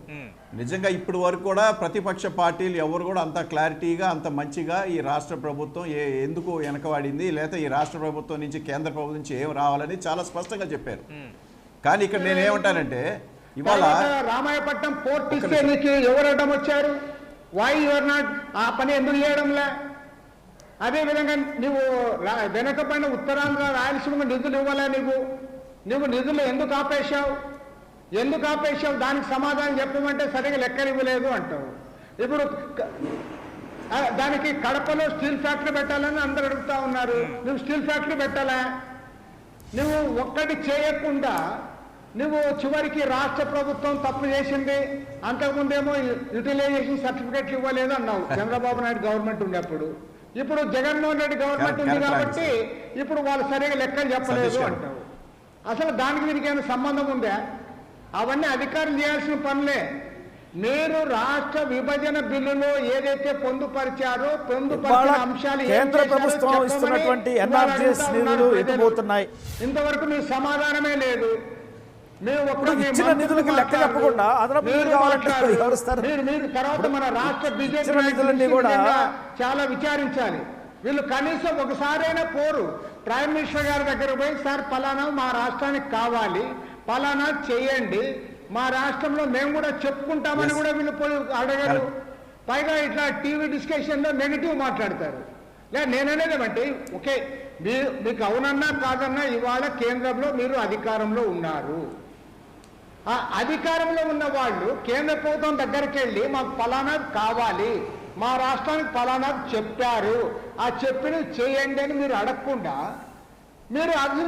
మీరు పోనే పోరు. ఒక్కసారి కూడా ప్రైమ్ మినిస్టర్ని కలిసి ఫలానాది మేము అక్కడ కోరాము, మన రాష్ట్రానికి ఫలానాది ఇస్తామన్నారు, ఫలానాది ఇన్ని రోజులుగా చేస్తామన్నారని ఒక్క బీజేపీ నాయకుడు మాట్లాడు. అదే మీరు ఆ పని చేసే అమిత్ షా గారు పోయిన నెల 14వ తారీఖు అమిత్ షా గారితో భారతీయ జనతా పార్టీ నాయకత్వం స్పష్టంగా చర్చించింది. సతీష్ గారు. అసలు అది అవసరమా? కిషోర్ బాబు గారు చర్చించారు సరే, ఏం క్లారిటీ ఇచ్చారు నేను అడుగుతా ఉన్నా. అనేది కదా చర్చ. నిజంగా ఈ సతీష్ గారు. తెలుగుదేశం, వైఎస్ఆర్ కాంగ్రెస్ పార్టీ ఇద్దరు కూడా నేను చెప్పేది క్లారిటీ ఒకటే. కాదండి. నిధులు ఇవ్వడానికి కేంద్ర ప్రభుత్వం నిధులు ఇస్తూనే ఉంది. ఇచ్చినటువంటి నిధులకు లెక్క చెప్పకపోతే ఎందుకు వాళ్ళు చెప్పాలి? రైట్ మీ ఎన్ఆర్జీఎస్ నిధులు ఇస్తా ఉన్నాము, ఎటు పోతున్నాయి? రైట్ రైట్ అది కూడా అడుగుతాం. ఆల్పర్ రాజా గారిని అది కూడా నేను అడుగుతాను. కిల్లా రోషి గారు అటు అధికార వైసీపీ కేంద్ర కానీ ప్రభుత్వం ప్రతిపక్ష ఇచ్చే టీడీపీ నిధులన్నీ కేంద్రాన్ని కూడా నిలదీయటంలో రాష్ట్ర ప్రభుత్వం విఫలమవుతున్నారంట పేరు రామకృష్ణ గారు. పెట్టుకుని మీరు అధికారంలో ఉన్నారు కాబట్టి రాజకీయ మీకు లబ్ధి ఏం కోసం బాధ్యత వాడుకుంటూ ఉంటుంది? రాజకీయ ఖచ్చితంగా పాపం నిలదీసి గడుపుకుంటూ నిధులు అవినీతి చేస్తూ దారి మళ్లిస్తూ రెస్పాన్సిబిలిటీ మీ లెక్కలు పైన చెప్పకుండా అప్పులు చేసుకుంటూ పోతూ కేంద్ర ప్రభుత్వం నిధులు ఇవ్వలేదంటే ఎట్లా ఇస్తారు? కేంద్ర రైట్ రామకృష్ణ గారు ఒక్క నిమిషం. రీఆర్గనైజేషన్ రామకృష్ణ గారు ఒక్క నిమిషం. సతీష్ గారు. రామకృష్ణ గారు ఒక్క నిమిషం. అదనపు నిధులు కావాలంటే ముందు అసలు రాష్ట్ర ప్రభుత్వం పరిస్థితులు బాగుండాలి కదా. తప్పుల మీద అప్పులు చేసుకుంటూ తప్పుల మీద తప్పులు చేస్తూ రాజకీయ లబ్ధి కోసం అనేక పథకాలను సొంత పేర్లు పెట్టుకుని అనేక పథకాల ద్వారా నిధులన్నింటినీ కూడా దాడి చేసుకుంటూ ఇవాళ మన రాష్ట్రానికి చెందిన పార్లమెంట్ సభ్యులు కనీసం విశాఖ స్టీల్ ప్లాంట్ ప్రైవేటైజ్ చేస్తా ఉంటే మోడీ దగ్గర అర్జీ ఇవ్వలేకపోతా ఉన్నారు. మాట్లాడుతా ఉన్నారు, ధర్నాలో పాల్గొంటా ఉన్నారు, విశాఖపట్నంలో పాదయాత్ర చేస్తా ఉన్నారు. కానీ మోడీ దగ్గర అర్జీ ఇవ్వడానికి వణుకుతా ఉన్నారు. ఇంత అసలు దద్దమ్మలు మాదిరి ఇవాళ ఎంపీలు సతీష్ గారు ఒకటి సార్, వాళ్ళు ఏదైతే రామకృష్ణ గారు చెప్పారో మెమోరాండం ఇవ్వడానికి కూడా చేతగానే వాళ్ళగా ఉంటే మోడీని ఎందుకు కేర్ చేస్తాడు? రైట్ రైట్ రామకృష్ణ గారు ఒక్క నిమిషం. కాబట్టి అంటే సమస్య ఒకటైతే మనం ఒకటి మాట్లాడుతున్నాం. నేను మరి రామకృష్ణ గారు ఇస్తా ఉన్నా, ఒకసారి రామకృష్ణ గారు. అమరావతి ఏకైక రాజధానిగా రామకృష్ణ గారు ఒకసారి. లేదా మీరు రామకృష్ణ గారు చెప్పిన 30 రాజధానులు పెట్టిన రాష్ట్రం అభివృద్ధి రామకృష్ణ గారితో రైట్, మాట- రైట్. రాష్ట్రం అభివృద్ధి కావాలంటే రైట్, కేంద్ర రైట్. ఒక్క ప్రభుత్వం నిమిషం. ముందుకు రావాలి. Yes, yes, ఈ okay. రాష్ట్రానికి ప్రత్యేక హోదా ఇవ్వాలి, రైట్. విభజన హామీలు అమలు చేయాలి. రైట్. అది చేసే తప్ప కాదు. Okay, okay. కిషోర్ బాబు గారికి నేను రిక్వెస్ట్ చేస్తా ఉన్నాను. Right, right, right. నేను రిక్వెస్ట్ చేసేది ఏమంటే ఇవాళ అవునన్నా కాదన్నా ఇవాళ కేంద్రంలో మీరు అధికారంలో ఉన్నారు. పీసీఆర్ మీరు కూడా మన రాష్ట్ర ప్రజల వాయిస్ వినిపించండి. అంతేగాని రాష్ట్ర ప్రభుత్వం పైన నిందలేస్తాము, అది వాళ్ళు ఏదో సర్టిఫికెట్లు ఇవ్వలేదు, సరిగా ఖర్చులు జగన్మోహన్ రెడ్డి వాళ్ళ ఇంట్లోకి వాడుకున్నాడా? కాదు కదా. ఒకవేళ ఏమైనా ఫండ్స్ కొన్ని డైవర్ట్ చేసి ఉంటే అది కూడా ఇంకొక స్కీమ్ కి డైవర్ట్ చేసి ఉంటారు తప్పితే, అంతేగాని తన సొంతానికి correct. వాడుకోలే కదా. అవును రామకృష్ణ గారు, కాబట్టి correct. అంటే మీరు డైవర్ట్ చేయొద్దండి. Right, right. మనము నిజంగా రాష్ట్రం అభివృద్ధి కావాలంటే రైట్, ఓకే, ఓకే. అందరం కలిసికట్టుగా కేంద్ర ప్రభుత్వం పైన ఒత్తిడి తేవాలి. రైట్. అది చేస్తేనే మనకు న్యాయం రైట్ జరుగుతుంది. Right I got your point. Ramakrishna గారు ఒక్క నిమిషం. రోషయ్య గారు బ్రీఫ్ గా నేను మీ కింద ఒక ప్రశ్న అడిగాను. రామకృష్ణ గారు ఒక మాట నేను అడుగుతాను, సమాధానం చాలా చెప్పాలి. కరెక్ట్ గా చెప్పారు రామకృష్ణ గారు. రామకృష్ణ గారు ఒక ఒక్క మాట నిమిషం. మిమ్మల్ని అడుగుతాను, సమాధానం చెప్పండి. ఇప్పుడు కేంద్ర ప్రభుత్వం 23 లక్షల ఇళ్ళు హౌసింగ్ ఫర్ ఆల్ కింద శాంక్షన్ చేస్తే 23 లక్షల ఇళ్లలో చంద్రబాబు నాయుడు గారు ప్రభుత్వంలో ఉన్నప్పుడు 4 లక్షల ఇళ్ళు పూర్తి చేయగా ఇంకా 19 లక్షల ఇళ్ళు నిర్మాణం ఎందుకు మీరు చేయలేదు? 19 లక్షల ఇళ్ళు నిర్మాణం చేయకుండా నిధులు కేంద్ర ప్రభుత్వం ఇవ్వమని మీరు అడిగే నైతిక హక్కు ఈ రాష్ట్ర ప్రభుత్వానికి ఎలా ఉంది? ఇచ్చారా అంటున్నా, రిలీజ్ అయిందా? 23 లక్షల ఏదో మాట్లాడాలని మాట్లాడతారు. నిధులు ఉన్నాయి, ఎక్కడ నిధులు ఉన్నాయి, ఇంకా రిలీజ్ అవ్వాలి. శాంక్షన్ చేశారు మీరు, ఇంకా రిలీజ్ అవ్వాలి. Phase wise concession phase wise release చేస్తారు మీరు అంతే. మీరేదో రిలీజ్ చేసినట్టే మాట్లాడతారు. ఇప్పుడు కట్టినటువంటి 4 లక్షల ఇళ్ళు లబ్ధిదారులకు ఇవ్వలేనటువంటి దుస్థితిలో దురావస్థలో ఉన్నప్పుడు కేంద్రం నిధులు ఎలా ఇస్తుందండి? 23 లక్షల ఇళ్ళు కట్టమని కేంద్ర ప్రభుత్వం శాంక్షన్ చేసి నిధులు ఇస్తే 4 లక్షల ఇళ్ళు కట్టి ఆ ఇల్లు కట్టినటువంటి ఇల్లు లబ్ధిదారులకు ఇవ్వకుండా మరొక 19 లక్షల ఇళ్ళు కట్టడానికి నిధులుంటే కట్టడం ఆపేస్తే ఏ మొహం పెట్టుకుని కేంద్రాన్ని మనం అడుగుతాం? ఏ నైతిక హక్కు మనం అదనపు నిధులు అడుగుతాం? ఇవాళ రాజధానికి ఇచ్చినటువంటి నిధులకు కూడా సరైనటువంటి లెక్క చెప్పలేని దుస్థితిలో ఈ ప్రభుత్వం ఉన్నప్పుడు ఏ విధంగా కేంద్రం ముందుకు వచ్చి రాజధానికి నిధులు ఇస్తుంది? పోలవరం విషయానికి వస్తే రివర్స్ టెండర్ అని చెప్పేసి సంవత్సరం పాటు దాన్ని డిలే చేశారు. సంవత్సరం డిలే అవటం వల్ల కాస్ట్ అంతా పెరిగిపోయింది. మొన్న అమిత్ షా గారు 14వ తారీఖు తిరుపతి వచ్చినప్పుడు రాష్ట్ర నాయకత్వం రైల్వే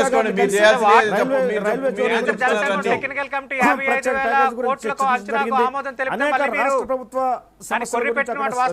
జరిగింది. కిషోర్ బాబు గారు అదే వేరే చర్చ ఇంటి కూడా మనం మాట్లాడతాం. సతీష్ గారు ఒక్క నిమిషం సార్. సతీష్ గారు ఇప్పుడు ఏదైతే రామకృష్ణ గారు చెప్పారో నిజంగానే 100కి 1000 సార్లు అది చాలా కరెక్ట్. ఈ రాష్ట్ర ఆర్థిక పరిస్థితిని బట్టి ఈ రాష్ట్రంలో విభజన అయిన తర్వాత విభజన సమస్యలు కానీ రీఆర్గనైజేషన్ యాక్ట్ ప్రకారం మనకు రావాల్సినవి కానీ కేంద్ర ప్రభుత్వం ప్రామిస్ చేసినవి కానీ ఇవన్నీ కూడా చేయలేకపోయింది కేంద్ర ప్రభుత్వం. ఇక్కడ ఇవాళ ఏదైతే మనం ఇందాక మనం అనుకున్నామో గతంలో తెలుగుదేశం హయాంలో ఆ రోజు తెలుగుదేశం పార్టీ కేంద్ర ప్రభుత్వంలో భాగస్వామ్యం. ఆ రోజు వచ్చిన అవకాశాన్ని ఆ రోజు వాళ్ళు జారవిచ్చారు. ఆ రోజు స్పెషల్ స్టేటస్ అని చెప్పి తర్వాత మళ్ళీ స్పెషల్ ప్యాకేజ్ ఉందని చెప్పి ప్రజలను మోసం చేశారు. వచ్చిన అవకాశాలన్నీ రాష్ట్ర అభివృద్ధికి అన్నీ వాళ్ళు తొంగలో దొక్కేశారు.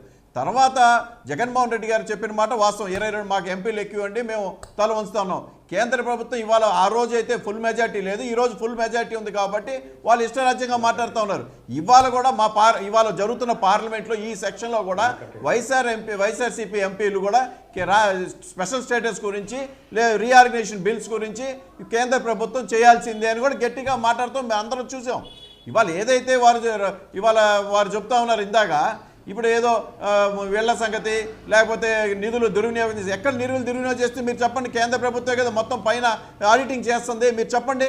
ఇవాళ ఏదైతే నిధులు ఉన్నాయో అన్నీ కూడా నేరుగా డైరెక్ట్ మనీ ట్రాన్స్ఫర్ ద్వారా ఇవాళ సంక్షేమదారులందరికీ వెళ్తూ ఉంటే మీరు ఎక్కడ అవినీతి జరిగింది, నిధులు మళ్లించారు, ఇలాంటి ఏంటంటే ప్రజల్ని తప్పుదారి పట్టించే ప్రయత్నం. మీ తప్పుల్ని కబుర్ చేసుకొని మీరు చేయాల్సినవి చేయకపోగా ఇవాళ ప్రభుత్వం మీద మాట్లాడకూడదు. వారు ఏదైతే చెప్పారు ఇందాక రామకృష్ణ గారు స్టీల్ ప్లాంట్ గురించి కానీ, కడప స్టీల్ ప్లాంట్ కానీ, రామాయపట్నం పోర్ట్ కానీ, ఎయిమ్స్ కానీ, లేదా ఇవాళ వైజాగ్ స్టీల్ ప్లాంట్ గురించి చెప్పరు. ఇవాళ రాష్ట్రంలో ఉన్న బీజేపీ నాయకులు రాష్ట్రానికి కావాల్సిన ఎప్పుడు మాట్లాడతలా? సతీష్ గారు చెప్పండి మళ్ళీ. సతీష్ గారు రైట్. రాజా గారు ఒక్క నిమిషం, మీరేమన్నారు చెప్పండి మళ్ళీ అడగండి. అంటే కిలార్ రోషయ్య గారు ఓకే మీరు అన్నట్టుగా చేయాల్సింది వాళ్ళే కానీ చేయించుకోవాల్సింది మీరు కాదా? మీరు అధికారంలో ఉన్నారు కాబట్టి అనుకున్నంత స్థాయిలో వైఎస్ఆర్ కాంగ్రెస్ పార్టీ ఎంపీలు కానీ వైఎస్ఆర్ కాంగ్రెస్ పార్టీ ప్రభుత్వం కానీ ఒత్తిడి తేవట్లేదు అన్నది ఒక ప్రధాన ఆరోపణ. నేను ఒప్పుకుంటాను సార్, రామకృష్ణ గారు ఏది చెప్పారో చాలా పర్ఫెక్ట్గా చెప్పారు.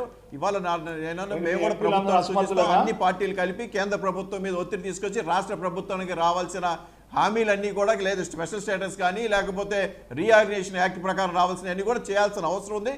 ప్రభుత్వం కూడా ఆ దృష్టిలో వెళ్ళిద్ది అనేది నేనైతే భావిస్తాను. మేము కూడా తప్పకుండా ప్రభుత్వం దృష్టికి తీసుకెళ్తాం. రైట్. రాజా గారు అటు టీడీపీకి కూడా అంతే బాధ్యత ఉందంటున్నారు రామకృష్ణ గారు. కేవలం ఒక రాజధాని అంశమే ఎజెండా కాదు, ఆంధ్రప్రదేశ్ కు విభజన చట్టం ప్రకారం కేంద్రం చేయాల్సినవి కూడా కలిసికట్టుగా పోరాటం చేయాలంటున్నారు రామకృష్ణ గారు.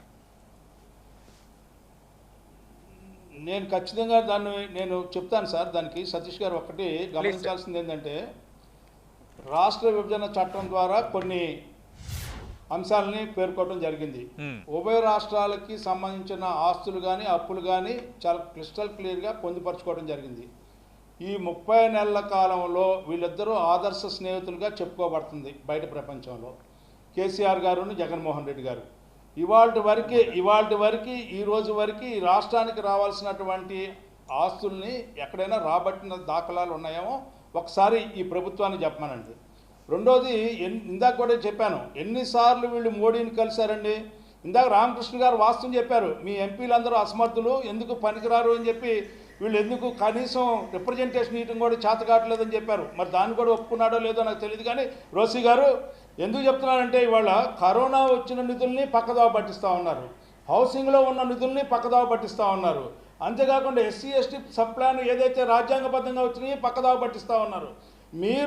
మీరు ఏదైతే దేనికైతే కేటాయించారో దానికి మీరు ఖర్చు పెట్టకుండా ఇవాళ ఈ యొక్క రాష్ట్ర రాజధాని గురించి మాట్లాడే సందర్భంలో ఒక్కొక్క మాట చెప్తాను చివరిగా. ఈ రాష్ట్ర రాజధాని సెల్ఫ్ మేడ్ ప్రాజెక్టు, దాదాపు 2 లక్షల నుంచి 3 లక్షల కోట్ల రూపాయలు ఆదాయం వచ్చే ప్రాజెక్ట్ అది. ఈ రోజున సిఆర్డి చట్టం ఓడి చేసి ఈ యొక్క దీంట్లో మీరు ఒకసారి వినాలండి. ఎందుకంటే సిఆర్డి చట్టం చేసి చట్టం ద్వారా 55,000 కోట్ల రూపాయలు ఖర్చు పెట్టే విధంగా, అదేవిధంగా మిగతా దాని మీద వచ్చే ఆదాయాన్ని బట్టి మిగతాది ఖర్చు పెట్టే విధంగా ఈ రాష్ట్ర రాజధాని నిర్మాణం జరగాలని చెప్పి అనుకుంటే, ఈ రాష్ట్ర రాజధానికి ఉన్న వనరులన్నింటినీ కూడా నిర్వీర్యం చేసి శ్మశానంగా మార్చడానికి, ఎడారిగా మార్చడానికి, వరద ప్రాంతంగా భ్రమలు సృష్టించడానికి ప్రయత్నించినటువంటి ఈ రాష్ట్ర ప్రభుత్వం యొక్క వైఖరి ఈరోజు ప్రజలు గమనిస్తూ ఉన్నారు.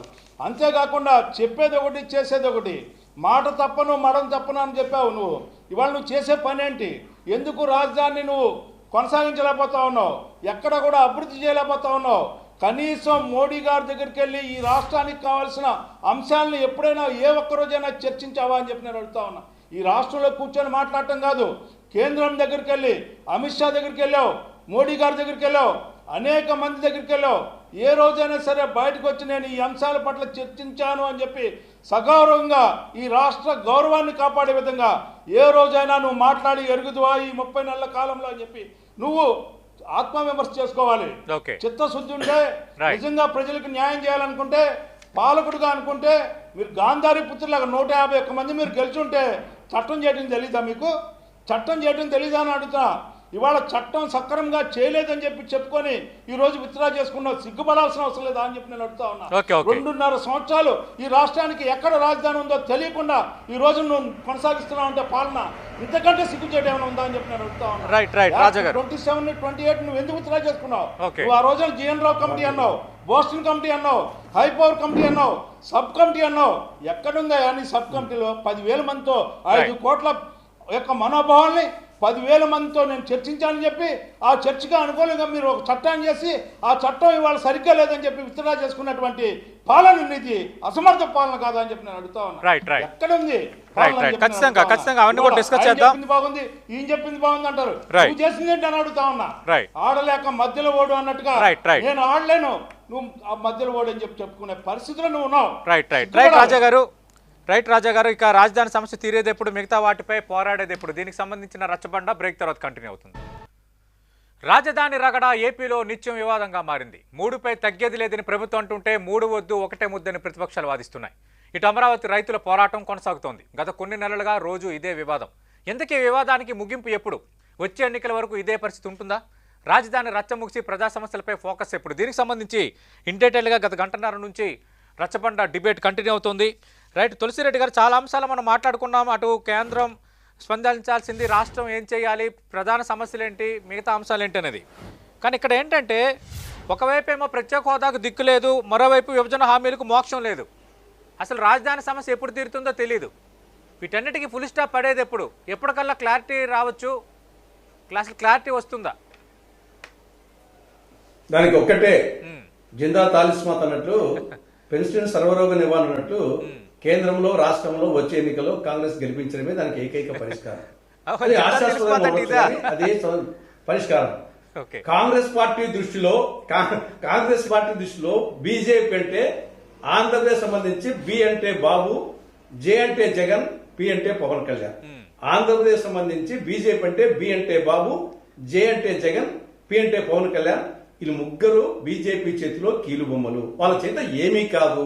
ఇక్కడ కుస్తీ, హస్తిలో దోస్తీ, ఇక్కడ నై అక్కడ సై. కాబట్టి వాళ్ళ గురించి పరిస్థితి అది. కాబట్టి వాళ్ళ చేత ఏమీ కాదు. ఒక విధంగా చెప్పాలంటే ఈ 7.5 సంవత్సరాల్లో బీజేపీ రాష్ట్రానికి ఒక శనిగ్రహము, గత 5 ఏళ్లలో తెలుగుదేశం పార్టీ ఒక రాహువు, ఈ 2.5 సంవత్సరాల్లో జగన్ పార్టీ ఒక కేతువుగా ఈ రాష్ట్రానికి పరిణమించినాయి. నేను ముందు రామకృష్ణ గారు చెప్పినట్టు రాష్ట్ర విభజన సందర్భంగా అన్ని విధాలా అభివృద్ధి హైదరాబాద్ నగరం తెలంగాణ రాష్ట్రానికి పోయింది. కాబట్టి ఆ మేరకు శ్రీమాంధ్రకు న్యాయం చేసిన దానికోసము ఆ రోజు మన్మోహన్ సింగ్ గారి నేతృత్వంలో, సోనియా గాంధీ గారి మార్గదర్శకత్వంలో కేంద్రంలో యూపీ ప్రభుత్వము 3 వరాలు బంగారు పల్లెంలో పెట్టించింది. ఆ 3 వరాలు ఏమిటి? ఒకటి, రాష్ట్రానికి సంజీవని లాంటి ప్రత్యేక హోదా. రెండవది, రాయలసీమకు ఉత్తరాంధ్రకు సెక్షన్ 46 సబ్ సెక్షన్ 3 కింద స్పెషల్ డెవలప్మెంట్ ప్యాకేజీ. మూడవది, విభజన చట్టంలో 105 సెక్షన్ల కింద 14 షెడ్యూళ్ల కింద దాదాపు 5 లక్షల కోట్ల రూపాయలు విలువ చేసే ప్రయోజనాలు కేంద్రం రాష్ట్రానికి అందించడం. దీంతో 7.5 సంవత్సరాలైంది. కేంద్రంలో బీజేపీ ఉంది. 7.5 సంవత్సరాలైంది రాష్ట్రంలో. 5 ఏళ్ళు టీడీపీ ఉన్నారు, 2.5 ఏళ్ళు వీళ్ళు ఉన్నారు. దీంట్లో మొదటి కోరిక, మొదటి వరం సంబంధించి ప్రత్యేక హోదాకు దానికి 100కి 0 మార్కులు. రెండవ దానికి 24,350 కోట్ల గాను 1050 కోట్లు, అంటే 100కి 4 మార్కులు. మిగతా 105 సెక్షన్ల కింద 14 షెడ్యూళ్ల కింద అది రెవెన్యూ లోటు గానీ, పోలవరం గానీ, రాజధాని గానీ, 13 కేంద్రీయ సంస్థలు గానీ, కడప జిల్లా స్టీల్ ప్లాంట్ గానీ, దుగరాజపట్నం గానీ, మిగతా అన్ని కలిసి 5 లక్షల కోట్ల గాను ఇప్పటి వరకు ఇచ్చింది 20,000 కోట్ల రూపాయలు, అంటే 100కి 2 రూపాయలు. మహోన్నతమైనటువంటి భారత ప్రభుత్వము ఒక దానికి వచ్చేసి ఐపీ పెట్టినప్పుడు కొందరు అసలు ఇస్తానే వాళ్ళు ఉంటారు, కొందరు 75 పైసలు, కొందరు 50 పైసలు ఇస్తా ఉంటారు. కానీ ఇక్కడ ఆంధ్రప్రదేశ్ సంబంధించి మొదటి దానికి వచ్చేసి 0 అసలు ఇవ్వలేను, రెండవ దానికి 100కి 4 రూపాయలు, మూడో దానికి 100కి 2 రూపాయలు, ఇది జరిగింది. కాబట్టి దీంట్లో ఇవి ఖచ్చితంగా ఇవ్వాల్సింది కేంద్రమే, రాష్ట్రానికి మళ్ళొస్తాం, రాష్ట్రం చేతిలో ఉండేట్టు కావు. కాబట్టి కేంద్రంలో ఎవరు ఇవ్వాలా? ఈ ప్రాంతీయ పార్టీ అధికారంలోకి వస్తాయా? బీజేపీ అన్నా ఇవ్వాలా, కాంగ్రెస్ అన్నా ఇవ్వాలా?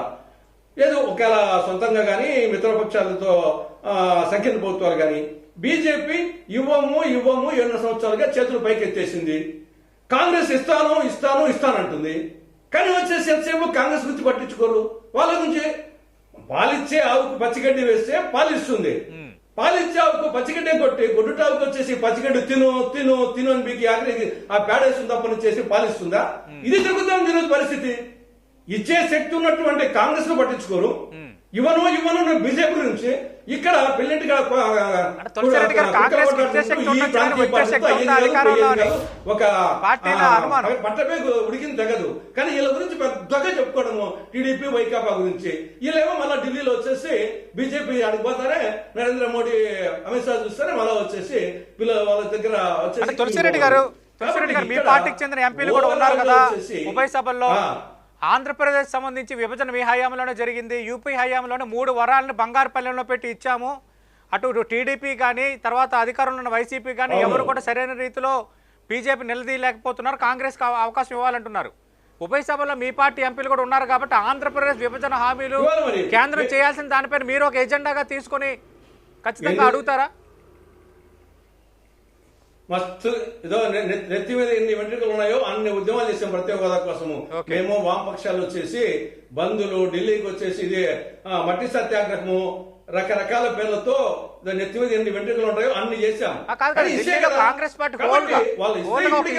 నరేంద్ర మోడీ గారు మనసు మారితే అది పెద్ద సమస్య కాదు, అంతే.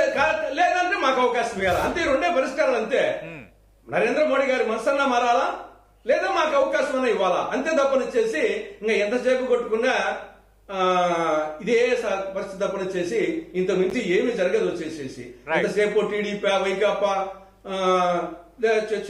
పాచిపోయినట్టు ఇచ్చిన వాళ్ళు ఎన్ని ఊరికే దీనివల్ల అయ్యేది కాదు పోయేది కాదు చర్చకు వచ్చేసి ప్రజలకు ఏదో ఒక వినోదం కోసం తప్పనిచ్చేసి సమస్యల పరిష్కారం కావాలంటే రెండే మార్గాలు.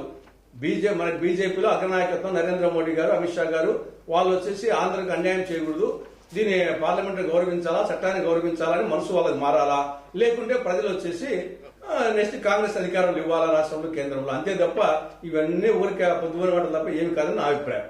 రైట్. రామకృష్ణ గారు, మీరు ఇందాకలు అన్నారు కేవలం రాజధాని అంశమే కాదు, విభజన చట్టం ప్రకారం కేంద్రం ఇవ్వాల్సిన నిధులకు సంబంధించి అందరూ కలిసికట్టుగా పోరాడాలని. నిజంగా ఆ వాతావరణం ఉందా ఆంధ్రప్రదేశ్లో రాజకీయంగా?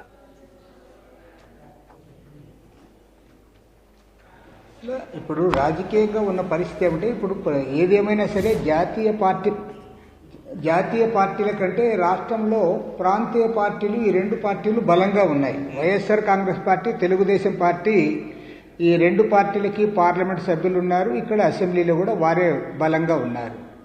కాబట్టి వాళ్ళేమంటే వారికి ఉన్న వైరం అనేది ఖచ్చితంగా ఉంటుందో దాన్ని ఎవరు కాదనలేము.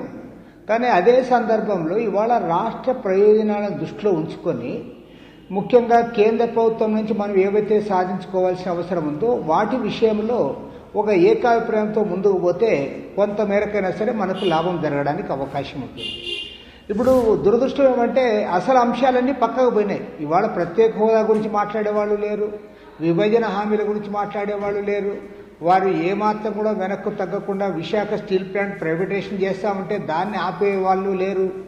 అదేవిధంగా ఇప్పుడు ఒకవైపు పోర్టు కావాలని మనం అంటా ఉంటే గంగవరం పోర్టును కూడా అదానికి అప్పచెప్పారు. తర్వాత డెఫిసిట్ బడ్జెట్ ఏదైతే ఉందో ఆ డెఫిసిట్ బడ్జెట్ ఇవ్వడానికి కూడా కేంద్ర ప్రభుత్వం ముందుకు రావడంలే. వెనుకబడిన ప్రాంతాల గురించి వాళ్ళు ఏదైతే ధర్నాలు ఊరేగింపులు జరుగుతూ ఉన్నాయో మరి వెనుకబడిన ప్రాంతాలకు ఇవ్వాల్సిన బుందేల్ఖండ్ తరహా ప్యాకేజ్ అయితే ఇస్తామన్నారో దాన్ని ఆపితే కూడా అడిగే దిక్కు లేదు. కాబట్టి వాటిని ఏం అడగడంలే. చివరికి ముఖ్యమంత్రి గారు సొంత జిల్లాలో కడప జిల్లాలో స్టీల్ ఫ్యాక్టరీ పెడతామన్నారు, ఆ స్టీల్ ఫ్యాక్టరీ కూడా పెట్టలే. కాబట్టి ఏమంటే ఏమీ చేయకపోయినా సరే కేంద్ర ప్రభుత్వం దగ్గర పోయి గట్టిగా మాట్లాడలేని అశక్తతలో ఇవాళ ప్రధానమైన పార్టీలు ఉన్నాయి. ఇంతకుముందు కాంగ్రెస్ మన తులసిరెడ్డి గారు మాట్లాడారు. తులసిరెడ్డి గారికి ఏమంటే కేంద్ర ప్రభుత్వంలో ఇవాళ వాళ్ళు అధికారంలో లేరు, అదే సందర్భంలో రాష్ట్రంలో కాంగ్రెస్ పార్టీ బలంగా లేదు. కాబట్టి కాంగ్రెస్ పార్టీ కానీ కమ్యూనిస్ట్ పార్టీలు కానీ మేము మా వాయిస్ ఇవ్వగలము, ఉద్యమాల ద్వారా ఉద్యమిస్తున్న వారికి మేము మద్దతు ఇవ్వగలం తప్ప ఇవాళ ప్రధానంగా పార్లమెంటు సభ్యులు ముందుకు రావాలి. పార్లమెంటు సభ్యులు ముందుకు వచ్చి దానిపైన తగాదా పడితే తప్పితే మనకు న్యాయం జరగదు. కానీ ఇవాళ ఏం జరుగుతుందంటే మొత్తం పక్కదారి పట్టిస్తూ ఉన్నారు. ఇప్పుడు అమరావతి రాజధాని విషయంలో జగన్మోహన్ రెడ్డి గారే ఏదో పొరపాటు చేశారు, కనీసం ఇప్పుడు పొరపాటు సరిదిద్దుకున్నాడు, ఆ బిల్లు విత్డ్రా చేసుకున్నాడు. కనీసం ఇప్పుడైనా సరే అసలైన సమస్యలపైన దృష్టి కేంద్రీకరిస్తే అందరూ కూడా ముఖ్యమంత్రి గారికి సపోర్ట్ చేయాలి. ఆ రకంగా కేంద్ర ప్రభుత్వం పైన ఒత్తిడి తెచ్చి మనం సాధించుకుంటే బాగుంటుంది తప్పితే మళ్ళీ అమరావతి రాజధాని లేదు 3 రాజధానులు ఈ అంశాన్ని మనం ముందు పెట్టుకొని దాని చుట్టూ మనం గొడవలు పడతా ఉంటే ఢిల్లీలో ఉండే వాళ్ళు బాగా ఎంజాయ్ చేస్తారు. వాస్తవానికి నేను కిషోర్ బాబు గారికి నేను మన మీటింగ్లో తిరుపతి మీటింగ్లో కూడా చెప్పా, నిజంగా ప్రైమ్ మినిస్టర్ మోడీ గారు కానీ లేదా హోమ్ మినిస్టర్ అమిత్ షా కానీ ఒక్క ఫోన్ కాల్ చేసి ఒక సలహా ఏమి అసలు బెదిరించాల్సిన పని కూడా లే, ఎందుకయ్యా జగన్మోహన్ రెడ్డి ఎందుకు ఆ ఇష్యూ లేవనెత్తావు, సాక్షాత్తు ప్రధానమంత్రి గారే శంకుస్థాపనకు హాజరయ్యారు, 1500 కోట్ల రూపాయలు మేము డబ్బులు కూడా ఇచ్చాము, మళ్ళీ అమరావతి రాజధాని విషయంలో మళ్ళీ ఎందుకు చిచ్చు పెడుతున్నామని ఒక మాట వాళ్ళు చెప్పింటే, ఒక చిన్న సలహా చెప్పింటే ఇవాళ ఆ ఇష్యూనే లేదు. వాళ్ళు చెప్పరు, వాళ్ళు దే ఆర్ ఎంజాయింగ్ అనమాట. అంత రాష్ట్రంలో ఉన్న ప్రజలు, పార్టీలు, ప్రజా సంఘాలు, మేధావులు అందరూ కూడా ఒకరికొకరు తిట్టుకుంటా ఉంటే కేంద్రంలో అధికారంలో ఉన్న వాళ్ళు బాగా ఎంజాయ్ చేస్తూ ఉన్నారు. నిజంగా నేను ఇప్పుడు కూడా చెప్తా ఉన్నా, మొన్న అమిత్ షా గారు తిరుపతికి వచ్చారు, బీజేపీ నాయకులకు ఏం చెప్పాడు, మీరు పొరపాటు చేస్తా ఉన్నారు, మీరు కూడా పోయి పాదయాత్రలో పాల్గొనండి అని వాళ్ళకి సలహా చెప్పాడు. అయ్యా వాళ్ళకి పాదయాత్రలో పొమ్మని సలహా చెప్పావు కానీ యాజ్ హోమ్ మినిస్టర్గా నీవు రాష్ట్ర ముఖ్యమంత్రికి, బీజేపీ లీడర్గా కాదు, ఒక ఈ దేశానికి హోంమంత్రిగా రాష్ట్ర ముఖ్యమంత్రి జగన్మోహన్ రెడ్డి గారికి ఒక సలహా చెప్పావా, అయ్యా అమరావతి రాజధాని విషయంలో చిచ్చు పెట్టద్దు, 3 రాజధానులు కరెక్ట్ కాదు, దేశంలో ఏ రాష్ట్రానికి ఇలాంటిది లేదు అని నువ్వు ఒక్క మాట చెప్పావా? నువ్వు అది చెప్పలా అంటే ఏమి, దే ఆర్ ఎంజాయింగ్ దిస్ అనమాట. అంటే ఇట్లా గొడవ జరుగుతా ఉంటే రాష్ట్ర అధికారాలను మళ్ళీ మీరే అంటారు కదా. నో కేంద్రం జోక్యం చేసుకోమని చెప్పడంలే, నీవు సలహా చెప్పావని అడుగుతా ఉన్నా. ఇవాళ ఒక బీజేపీ పార్టీ నాయకుడిగా బీజేపీ వాళ్ళకి పాదయాత్ర చేయమని చెప్పావు, కానీ నువ్వు ఒక హోమ్ మినిస్టర్గా అయ్యా సాక్షాత్తు కేంద్రంలో ప్రధానమంత్రి ఆ రోజు నరేంద్ర మోడీ గారు ఉన్నారు, ఇవాళ నరేంద్ర మోడీ గారు ఉన్నారు. మరి ఆ నరేంద్ర మోడీ గారు శంకుస్థాపన కార్యక్రమానికి హాజరై దానికి ఎంతో ఇది చేశాడు. మరి ఇవాళ నరేంద్ర మోడీ గారు శంకుస్థాపన చేసిన ఈ ప్రాజెక్టు నువ్వు ఎందుకు డిబేట్ చేస్తున్నావు? రామకృష్ణ గారు, పైగా 3 రాజధానులు అనేది ఎక్కడా లేదు, అనవసరంగా ఎందుకు చిచ్చు పెడతావనే మాట ఎందుకు చెప్పలే? కిషోర్ బాబు గారు సలహా ఇప్పిస్తారా ఏపీ బీజేపీ నేతలు, అటు ప్రధాన చేత కానీ హోంమంత్రి చేత కానీ? రామకృష్ణ గారు అంటున్నారు. ఇప్పుడు రామకృష్ణ గారు వినే వాళ్ళకైతే చెప్తారండి, చెమటోడి ముందు శంఖం ఊదటానికి ఎవరికి వినేవాళ్ళకైతే చెప్తారు, నేను బట్టిన కుందేళ్ళకి 3 కాళ్ళు, నేను చేసిందే శాసనం. మోడీ గారు కానీ అమిత్ షా గారు కానీ ఈ రాష్ట్రంలో వినే లేదు మేము చెప్పటం అని కాదు, ఎవరైనా కానీ రాష్ట్ర ప్రభుత్వం ఈ రాజధాని అనేది రాష్ట్ర ప్రభుత్వం యొక్క నిర్ణయం అని చెప్పేసి, రాష్ట్ర ప్రభుత్వం యొక్క ఇష్టం అని చెప్పేసి మనం అనుకుంటే బలవంతంగా రాష్ట్ర ప్రభుత్వంకి సలహాలు కానీ బలవంతంగా రాష్ట్ర ప్రభుత్వం మీద నిర్ణయాలు రుద్దటం అనేది నార్మల్గా కేంద్ర ప్రభుత్వం చేయదు. ఇది ప్రజలు. కిషోర్ బాబు గారు, ఈ 7 ఏళ్ల కాలంలో వైఎస్ఆర్ కాంగ్రెస్ పార్టీ ఎన్నడైనా బీజేపీకి వ్యతిరేకంగా మాట్లాడిందా? Right okay. రామకృష్ణ గారు, పార్లమెంట్ లో ప్రతిదానికి బలపరిచారు వాళ్ళు. అన్ని అలాంటి వాళ్ళకి మీరు సలహా చెప్పకపోతే ఎజెండా వేరే ఉంది సతీష్ గారు, హిడెన్ ఎజెండా వేరేగా ఉంది, హిడెన్ ఎజెండా వేరేగా ఉంది. ఇందా రామకృష్ణ గారు చెప్పినట్టు ప్రధానమంత్రి మోడీ గారి దగ్గరికి వెళ్ళినప్పుడు కానీ సీఎం గారు ఈ రోజు వరకు కూడా ఆయన నోరు తెరిచి కేంద్రాన్ని నాకు ఇది కావాలి, నాకు ఇది చెయ్యాలి, మీరు ఇచ్చిన మాట నిలబెట్టుకోవాలి, విభజన చట్టాన్ని మీరు అమలు చేయాలి, లేకపోతే ప్రాజెక్టులకు ఇంత ఇవ్వాలి అని చెప్పి ఏ రోజైనా ముఖ్యమంత్రి జగన్మోహన్ రెడ్డి గారు ఇంతవరకు మోడీ గారిని ప్రశ్నించిన సందర్భం, లేకపోతే మొన్న అమిత్ షా తిరుపతి విజిట్ చేసినప్పుడు విజిట్ చేసినప్పుడు అమిత్ షా దగ్గరికి వెళ్ళి ఏం మాట్లాడారు చెప్పండి. ఏం మాట మీరు చెప్పండి, వినుంటే చెప్పండి, మీరే వినుంటే చెప్పండి. అంతేగాని ఊరినే ఇప్పుడు మీరు వచ్చిన ఆ రోజు బీజేపీలో అధికారం అండకట్టుకొని ఆ రోజు మీరేం చేయక మీరు చేసిన ఫెయిలియరే ఈ రోజు ఈ రాష్ట్రం ఇబ్బంది పడతా ఉంది. ఆ రోజు మీరు బీజేపీతో చేతులు కలిపి ఆ రోజు వచ్చిన అవకాశాలన్నీ పాడు చేయడం వల్ల, మీ స్వలాభాల కోసం పాడు చేయడం వల్ల ఇవాళ రాష్ట్రం ఈ పరిస్థితి. వాదనలు ప్రతివాదనలు ఎలా ఉన్నా మీరు ఇప్పుడు అధికారంలో ఉన్నారు, ప్రజలు మీకు మ్యాండేట్ ఇచ్చారు. ఖచ్చితంగా విభజన హామీలకు సంబంధించి అమలు చేయించుకునే బాధ్యత మీపై ఎక్కువగా ఉండదా? వాస్తవం. ఇప్పుడు సతీష్ గారు, నేను ఒకటే జరుగుతున్న చర్చ అదే, అంటే రాజధాని సమస్య ఎప్పుడు తీరుతుంది, విభజన సమస్యలకు ఎప్పుడు మోక్షం లభిస్తుందని ఈ రాష్ట్రంలో అదే సతీష్ గారు, ఈ రాష్ట్రంలో జరుగుతున్న పరిణామాలు, ఈ రాష్ట్ర ఆర్థిక పరిస్థితి, ఈ రాష్ట్ర అభివృద్ధి, ఇవన్నీ కూడా ఉన్న ప్రతి ఒక్క వ్యక్తికి, ప్రతి ఒక్క పార్టీకి సంబంధం ఉన్నది. కానీ ఇక్కడ ఏం జరుగుతుంది, ఈ రాష్ట్రంలో ఎంతసేపటికి బురదేసే కార్యక్రమం, ప్రజలను తప్పుదారి పట్టే కార్యక్రమం తప్ప ఈ రాష్ట్రానికి ఇది కావాలి, మనందరం కేంద్రానికి అడుగుదాం, ఈ రాష్ట్రం ఏ విధంగా అభివృద్ధి సాధించాలంటే ఎన్ని ఈ విభజన హామీలు కానీ ఎన్ని కావాలి, తమిళనాడులో లాగా వాళ్ళన్ని ఇలాంటి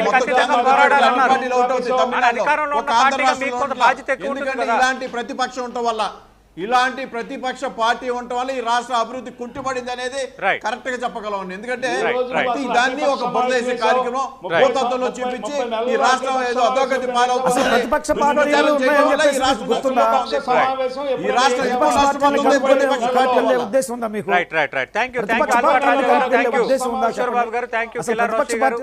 థ్యాంక్ యూ రామకృష్ణ గారు, థ్యాంక్ యూ తులసిరెడ్డి గారు. ఓవరాల్గా ఒక విషయం అయితే చాలా స్పష్టంగా కనిపిస్తోంది. ఒకవైపు ప్రత్యేక హోదా అంశం కానీ, అలాగే విభజన హామీలకు మోక్షం లేదన్న ఒక విమర్శ నేపథ్యంలో అసలు రాజధాని సమస్య తీరేది ఎప్పుడన్నా ఒక చర్చ జరుగుతోంది. రాజధాని రగడ ఏపీలో నిత్యం వివాదంగా మారింది. మూడుపై తగ్గేది లేదని ప్రభుత్వం అంటుంటే, మూడు వద్దు ఒకటే ముద్దని ప్రతిపక్షాలు అంటున్నాయి. అటు అమరావతి రైతుల పోరాటం కొనసాగుతోంది. గత కొన్ని నెలలుగా రోజు ఇదే వివాదం. ఎందుకు వివాదానికి ముగింపు ఎప్పుడు? వచ్చే ఎన్నికల వరకు ఇదే పరిస్థితి ఉండబోతుందా? రాజధాని రచ్చ ముగిసి ప్రజా సమస్యలపై ఫోకస్ ఎప్పుడు? దీనికి సంబంధించి రచ్చబండ కంటిన్యూ అవుతుంది. రైట్, మైసూరారెడ్డి గారు సీనియర్ పొలిటీషియన్గా చెప్పండి. అటు మూడుపై తగ్గేది లేదని ప్రభుత్వం చెప్తోంది, ఒకటే రాజధాని, గతంలోనే లీగల్గా దానికి ఎంటిటీ ఉంది, నోటిఫై చేశారంటూ విపక్షాలు పాయింట్అవుట్ చేస్తున్నాయి. ఇది అంతులేని కథగానే మిగిలిపోబోతుందా? ఒకవైపు ఏమో విభజన హామీలు అంశాలపై మోక్షం లేదన్న చర్చ ఒకవైపు అయితే, ఇటు రాజధాని అంశం చుట్టూ ఆంధ్రప్రదేశ్ రాజకీయం మొత్తం తిరుగుతుందా అని అనిపిస్తోంది. మీకేమనిపిస్తోంది? మా రాయలసీమ వాళ్ళ పరిస్థితి అన్నీ ఉండే అల్లున్నట్లు సీనియర్నిట్టుంది. ఇద్దరు ముఖ్యమంత్రులు రాయలసీమ వారే, ఒకరు కడప జిల్లా, ఒకరు చిత్తూరు జిల్లా. కానీ రాజధాని ఏర్పాటు చేసినప్పుడే అది కొంచెం విస్తృత స్థాయి చర్చ జరిగింది. అన్ని ప్రాంతాల వారికి అమ్కెబుల్గా ఉండే ప్రాంతాన్ని ఎంపిక చేసి ఉండాలా. వాస్తవానికి దొనకొండ ఉంది, ఎవరికి తగాదు లేదు, అందరికీ బార్డర్ ఏరియా ఉండే. అటువంటిది చేయకుండా ఇప్పుడంటే ప్రశ్న వేరైందనుకోండి. అది అసెంబ్లీలో మెజారిటీ ఉంది కాబట్టి అప్పుడు చంద్రబాబు నాయుడు గారు తీర్మానం చేసి అమరావతి పెట్టుకున్నారు. ఆయన పోయిన తర్వాత జగన్మోహన్ రెడ్డి వచ్చి 3 రాజధానులు అన్నారు. 3 రాజధానులు ఏం చేశారు? న్యాయ రాజధానిని ముద్దు పేరు పెట్టారు.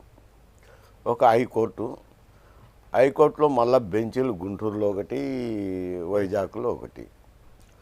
అంటే హైకోర్టు అనేది ఎప్పుడు కూడా రాజధాని కాదు. చాలా రాష్ట్రాల్లో హైకోర్టు పక్కనే ఉంటున్నాయి. ఇప్పుడు మహారాష్ట్రలో తీసుకున్న అది న్యాయ రాజధాని పెట్టి రాజధాని కూడా రాయలసీమకి ఇచ్చినామనేది అది న్యాయంగా కనపడదు. ఈయన చేసింది, జగన్మోహన్ రెడ్డి గారు చేసింది. మేమంటుండే ఇదేమిటంటే, ఒకప్పుడు కర్నూలు రాజధానిగా ఉండి ఆంధ్ర రాష్ట్రం ఉన్నది. అది అప్పుడు తెలుగువారంతా ఐకమత్యంగా ఉండాలని తెలంగాణ ప్రాంతం కలుపుకొని ఆంధ్రప్రదేశ్గా ఏర్పడినప్పుడు కర్నూలు రాజధానిని హైదరాబాద్కు షిఫ్ట్ చేసినారు.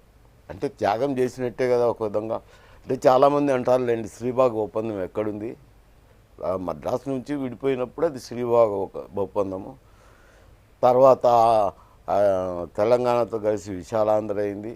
ఇప్పుడు ఎక్కడ ఉంటుంది దానికి శాంక్టీ అనేది కాదు. ఆ రోజుల్లో పెద్ద మనుషులు ఒక ఒప్పందం చేసుకున్నారు. ఎవరన్నా కానీ ఏ పార్టీలో అన్నా ఉన్ని అప్పుడు రాష్ట్ర విభజనప్పుడు మద్రాసు స్టేట్ నుంచి తెలుగువారు విడిపోయినప్పుడు అప్పుడు ఒకటి అంగీకారం చేసుకొని అక్కడ రాజధాని పెట్టినారు. సరే, ఇప్పుడు విశాలాంధ్ర పోయి మళ్ళీ అదే ప్రాంతం వచ్చినప్పుడు న్యాయంగా రాజధాని అప్పుడు రాయలసీమలో పెట్టినారు. కానీ దొండకొండలో పెట్టినా అది ఒక రకంగా ఎవరు ఏమనుకోండరు. ఎందుకంటే ప్రభుత్వ భూములు, నో మ్యాన్స్ ల్యాండ్, ఎవరు క్లెయిమ్ పెట్టేదానికి లేదు ఇది మా ప్రాంతం అని. అటువంటిది మెజారిటీ ఉందని రెజల్యూషన్ పాస్ చేసుకొని అమరావతికి ఎత్తుకున్నారు. ఇప్పుడు ఈయనకు మెజారిటీ వచ్చింది కాబట్టి 3 రాజధానులు చేసినప్పుడైనా న్యాయం జరిగిందా రాయలసీమ ప్రాంతానికి అంటే న్యాయ రాజధాని అని ముద్దు పేరు పెట్టి. అందుకే ఇప్పుడు మేము అనేది ఏది లేకుండా ఎందుకు కలిసి ఉండాలా? వాటర్ ఇష్యూలో అట్నే చేస్తున్నారు. పట్టుసీమ పెట్టినప్పుడు ఏమన్నారు? తెలుగుదేశం పార్టీ అధికారంలో ఉన్నప్పుడు చంద్రబాబు నాయుడు గారు ఈ పట్టుసీమ పెడుతుండేది డెల్టాకు నీళ్ళు ఇచ్చిన తుదకు రాయలసీమకు మళ్లించేదానికోసమే ఈ పథకం అన్నారు. ఆ మాదిరి జీవో ఇష్యూ చేయమని వైఎస్ఆర్సీపీ అడిగినారు. ఇప్పుడు అక్కడికి పోయినాయి 75 టీఎంసీలు, అందులో 40 టీఎంసీలు నీరు వస్తుంది మన ఆంధ్రప్రదేశ్ నాగార్జున పైభాగంలో ఉన్న ప్రాంతాలకు. ఇంకొకటి చింతలపూడి అని లెఫ్ట్ బ్యాంక్ కెనాల్ కింద కృష్ణా ఏరియాకే లెఫ్ట్ బ్యాంక్ కెనాల్, నాగార్జున సార్ లెఫ్ట్ బ్యాంక్ కెనాల్ కింద 3 లక్షల ఎకరాలు, అంటే అక్కడ ఒక 30 టీఎంసీలు. మరి ఆ 75 టీఎంసీలు ఇక్కడ కేటాయించేదానికి ఇబ్బంది ఏమిటి? ఈయన చేయలేదు, అది జీవో ఇష్యూ చేయి మేము ఒప్పుకుంటానేమో. ఇప్పుడు వచ్చినాక అధికారంలోకి వచ్చినాక నీటి కేటాయింపులు చేస్తూ జీవో ఇష్యూ చేయాలి కదా. చేస్తేనే కదా గాలేరు నగర్కి కానీ, హంద్రీ నీవాకు కానీ, తెలుగు గంగకు కానీ హక్కు వచ్చేది. క్యాపిటల్ వచ్చేసరికేమో ఎక్కువ అక్కడ ఎత్తుపెట్టుకుంటారు. మరి ఏమిట్లో న్యాయం జరుగుతుంది అనేది రాయలసీమ వాసులు ప్రశ్న వేసుకున్నప్పుడు ఎక్కడ న్యాయం జరగడంలా. ఉండేదేమో 2 ముఖ్యమంత్రులు రాయలసీమ వాళ్ళే అంటారు. అందుకని నేను మొదటనే అన్నాను, అన్నీ ఉండాలన్నట్లు శని అన్నట్టు మా ప్రాంతానికి ఏం జరగటం లేదు కదా. ఇది ఏమవుతుందంటే ఇటువంటిది ఇట్నే జరుగుతూ పోతే, ఇట్నే కొనసాగుతూ పోతే తప్పకుండా one of the other day ప్రత్యేక రాయలసీమ అనేది, ఒక గ్రేటర్ రాయలసీమ అనేది కావాలని కోరిక వస్తుంది, తపన వస్తుంది, ఆ ప్రజల్లో వస్తుంది. రాష్ట్రం మరో ఇంకా కాక తప్పదు. అది క్రియేట్ కాకముందే వీళ్ళు ఆ చర్యలను సరిదిద్దాలా. సరిదిద్దకపోతే అది తప్పకుండా వస్తుంది. ఇప్పుడు రాజధాని పెట్టింటే అడ్మినిస్ట్రేటివ్ క్యాపిటల్ ఇచ్చినా ఇక్కడ ఒక రకంగా ఉండదు, అది లేదు. అది విశాఖలో పెట్టి, ఇది ఇక్కడ అమరావతిలో పెట్టి లెజిస్లేటివ్ క్యాపిటల్, న్యాయ రాజధాని ఏదో అడ్వకేట్లకు అవసరమైంది ఆడబెట్టినారు. దానివల్ల సమన్యాయం ఎక్కడ జరుగుతుంది? జరగటం లేదు. జరిగినప్పుడు ఎందుకు ఉండాలనేది వస్తుంది కదా, కలిసి ఎందుకు ఉండాలా? ఇప్పుడు రాష్ట్రం విభజన మీరు అంటున్నారు, దానివల్ల ఉత్పన్న సమస్యలు పరిష్కారం కావాలా? అది వాళ్ళు అడగడం లేదు, పక్కదారి పట్టినాయని అంటారు. ఇప్పుడు ఏమొచ్చినా కానీ బెనిఫిట్ అక్కడే పోతుంటే ఇక్కడ ఏం లేనప్పుడు ఎందుకు? అందుకే ఎందుకు కలిసి ఉండాలా? ప్రత్యేకంగా గ్రేటర్ రాయలసీమ వస్తేనే మంచిదనే అభిప్రాయాలు అక్కడ వ్యక్తం అవుతుంటాయి. వస్తుంది ఏదో ఒక రోజు ప్రత్యేక గ్రేటర్ రాయలసీమ కావాలని వస్తుంది. రైట్. ఐవర్ కృష్ణారావు గారు, అంటే పరిపాలనలో విశేష అనుభవం ఉన్న వ్యక్తిగా అలాంటి వాతావరణం వచ్చే అవకాశం ఉందా? 2, ఇక్కడ రాజధానుల అంశం ఆంధ్రప్రదేశ్లో ఒక వివాదంగా మారింది. అటు అధికార పార్టీ అదే అంశంపై ఉంది, ప్రతిపక్షాలు అదే అంశంపై ఉన్నాయి. ఇది మంచిదేనా? ఎప్పుడు ఎండగాటు పడవచ్చు? మొట్టమొదట మైసూరారెడ్డి గారు అన్న పరిస్థితి రాకూడదని కోరుకుంటాను. అంటే ఆయన అన్న దాంట్లో కొంత వాస్తవం ఉంది కాబట్టి ఆ ఇష్యూస్ని అడ్రస్ చేయాలి. అది చాలా చాలా ఇంపార్టెంట్. రాజధాని అనేది ఏదో తెలుగుదేశం పార్టీ అంశం కానీ, వైఎస్ఆర్సీపీ పార్టీ అంశం కానీ కాదు. ఆ రకంలో అప్రోచ్ అయ్యి దీనికి ఒక పరిష్కారం చూసుకోవాలి అనుకుంటే పరిష్కారం రాదు. దీనికి బ్రాడర్ కాన్సెన్సస్ ఒకటి ఏర్పాటు చేసుకొని ఇచ్చి పుచ్చుకునే ధోరణిలో ముందుకు పోతేనే ఈ వివాదం ఎప్పటికైనా పరిష్కారం అవుతుంది అనేటటువంటిది నా అభిప్రాయం. అంతకుముందు ముఖ్యమంత్రి గారు పెద్ద తప్పు చేశారు. అదే రకమైన తప్పును ఈరోజు ఈ ముఖ్యమంత్రి గారు కూడా కొనసాగిస్తూ ఉన్నారు. ఆ రోజు ఆయన చేసిన తప్పు ఏంటంటే, ఈ రాజధాని అనేటువంటి అంశానికి చారిత్రక నేపథ్యం ఉంది. సబ్ రీజనల్ యాస్పిరేషన్స్ విభజిత ఆంధ్రప్రదేశ్లో చాలా ప్రముఖ పాత్ర పోషించాయి. ఎప్పుడు ఆంధ్ర రాష్ట్రం విడిపోయే సమయంలో కూడా చాలా ప్రముఖ పాత్ర పోషించాయి.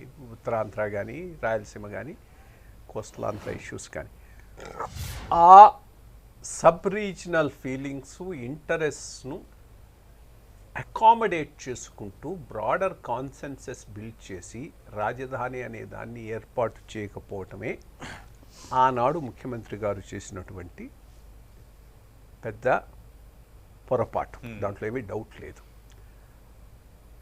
అది చేసి కొంత అక్కడిచ్చి, కొంత వైజాగ్కి ఇచ్చి, దాన్ని ఒక ఫైనాన్షియల్ క్యాపిటల్గా ఫోకస్ చేసి, రెండోది ముఖ్యంగా అమరావతి ఏంది, మహానగరమా పరిపాలిత రాజధాని?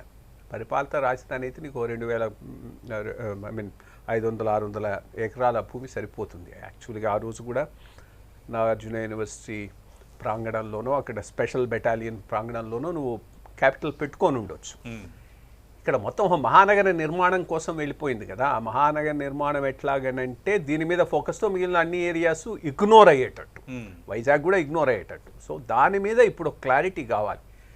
ఈరోజు మనం అడ్మినిస్ట్రేటివ్ క్యాపిటల్గా అమరావతి కొనసాగించాలనుకున్నా అది చాలా క్లియర్గా పరిపాలనా రాజధానిగా కొనసాగిస్తూ మహానగర నిర్మాణం అనేటటువంటి ఆ కాన్సెప్ట్ను పూర్తిగా వదిలేసి ఫైనాన్షియల్ క్యాపిటల్గా వైజాగ్ని డెవలప్ చేస్తాం, వైజాగ్ను ఫోకస్ చేస్తాం. ఎందుకంటే అమరావతి ఫోకస్ వైజాగ్కు నష్టం జరిగేటట్టుగా ఆ రోజుల్లో జరిగింది. అటువంటి పరిస్థితి ఉండకుండా ఫైనాన్షియల్ హబ్గా వైజాగ్ను ఫోకస్ చేస్తూ, అంటే ఇప్పుడు 3 రాజధానులకి అధికార వైసీపీ చూపిస్తున్న కారణం కరెక్టే అంటారా?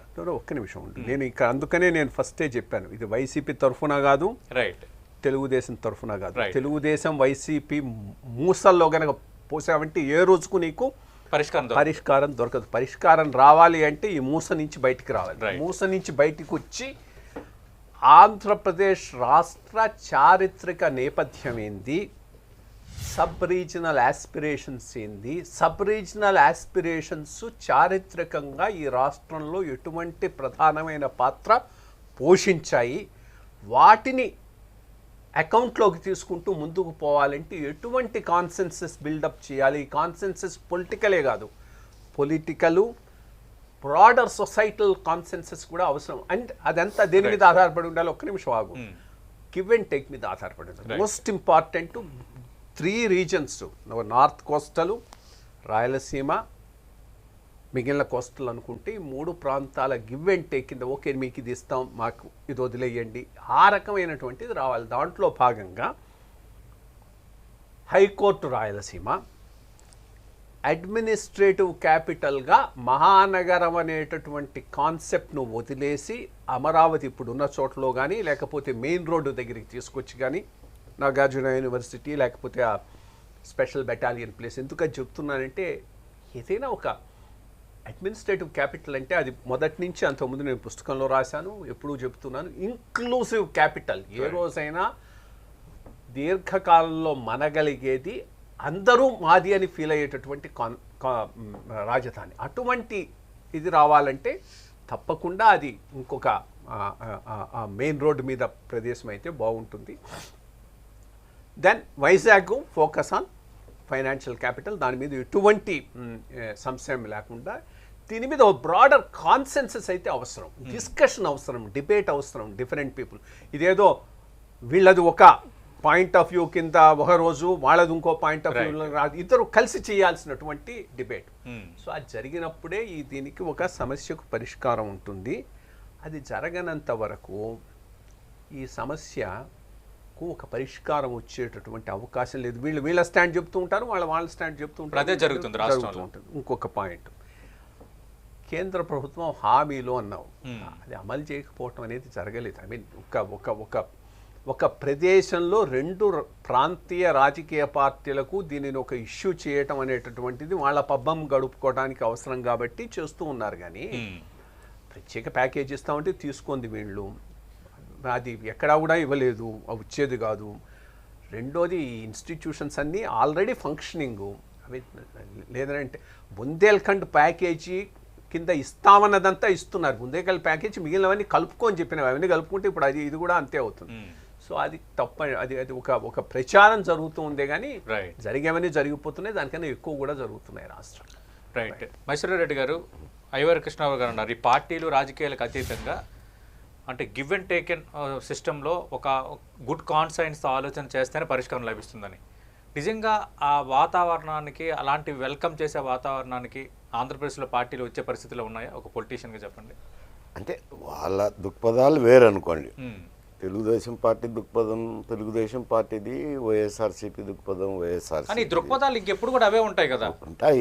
అప్పుడు మనకు వేఅవుట్ ఎప్పుడు అని వేఅవుట్ చెప్పింది, వారు చెప్పింది కరెక్టే. గివ్ అండ్ టేక్ పాలసీ ఉండాలా. ఇది నీటి వ్యవహారంలో ఇది పరిష్కారం చేసిన, ఇంకోటి ఇది అని ఎక్కడెక్కడ అవసరాలు ఉన్నాయో చూసుకొని చేయాలి. కానీ కేవలము ఒకే ప్రాంతం మీద కేంద్రీకరిస్తే ఇది తప్పదు, అట్నే ఉంటుంది. వారి యొక్క అజెండా, పొలిటికల్ అజెండా ఏదైనా ఉండొచ్చు.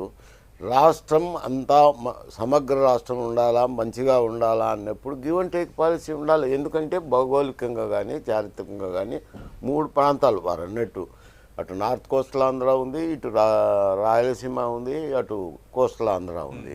ఈ 3 ప్రాంతాలకు ఏదైనా గివ్ అండ్ టేక్ పాలసీలో జరుగుతుంది. కానీ లేక ఒంటెత్తు పోకల్లో ఒకటే చోట అమరావతి రాజధాని అభివృద్ధి చేస్తాము అని అంటే మిగతా ప్రాంతాలకు అయితే ఉంటాయి.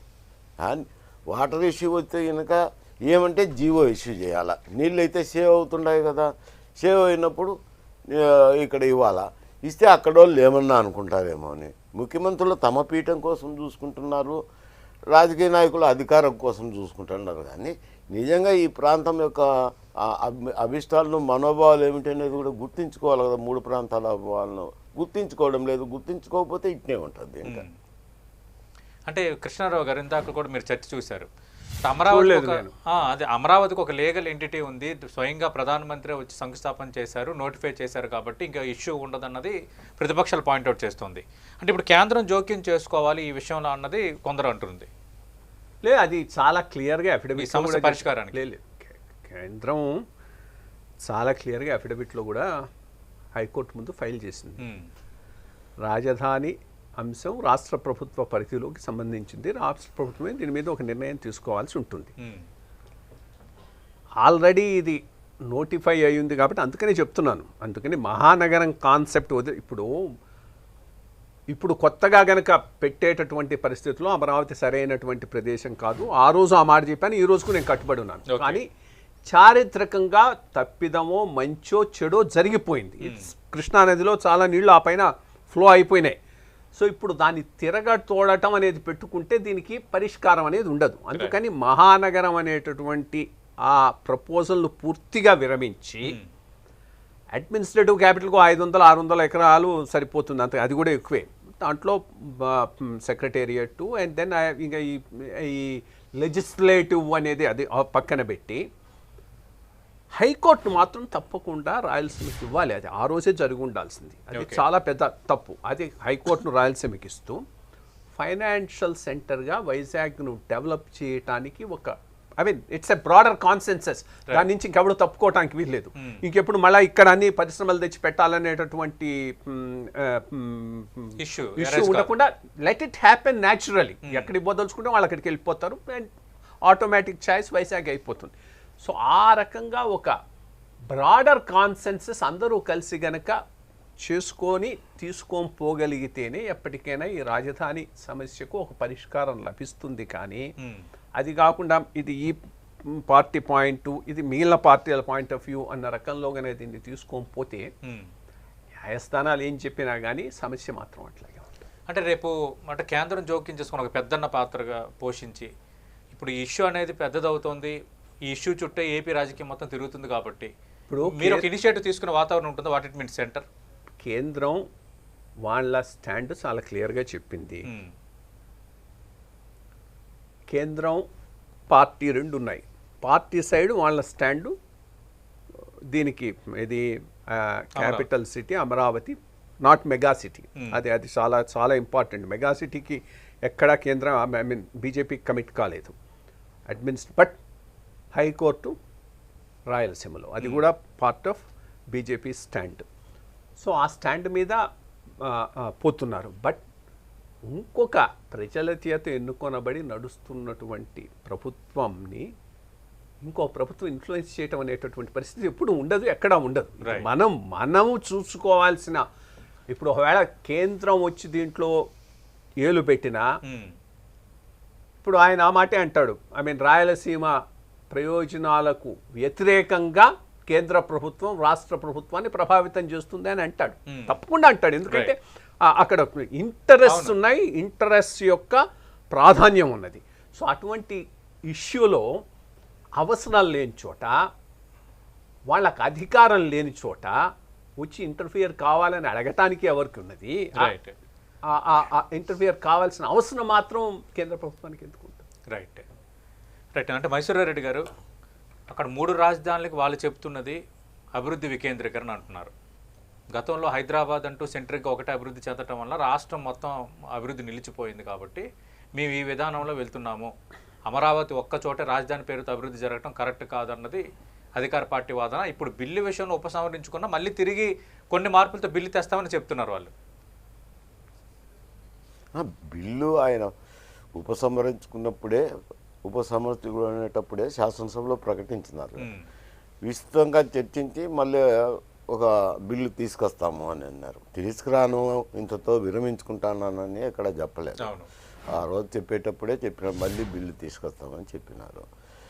ఇది మేమేమంటామనంటే ఇక్కడ న్యాయం జరగాలి కదా, రాయలసీమ అనే ప్రాంతానికి కూడా న్యాయం జరగాలి కదా. న్యాయం జరగకుండా ఒకే ఏరియాకు పోతుంది అంటే ఎట్లా?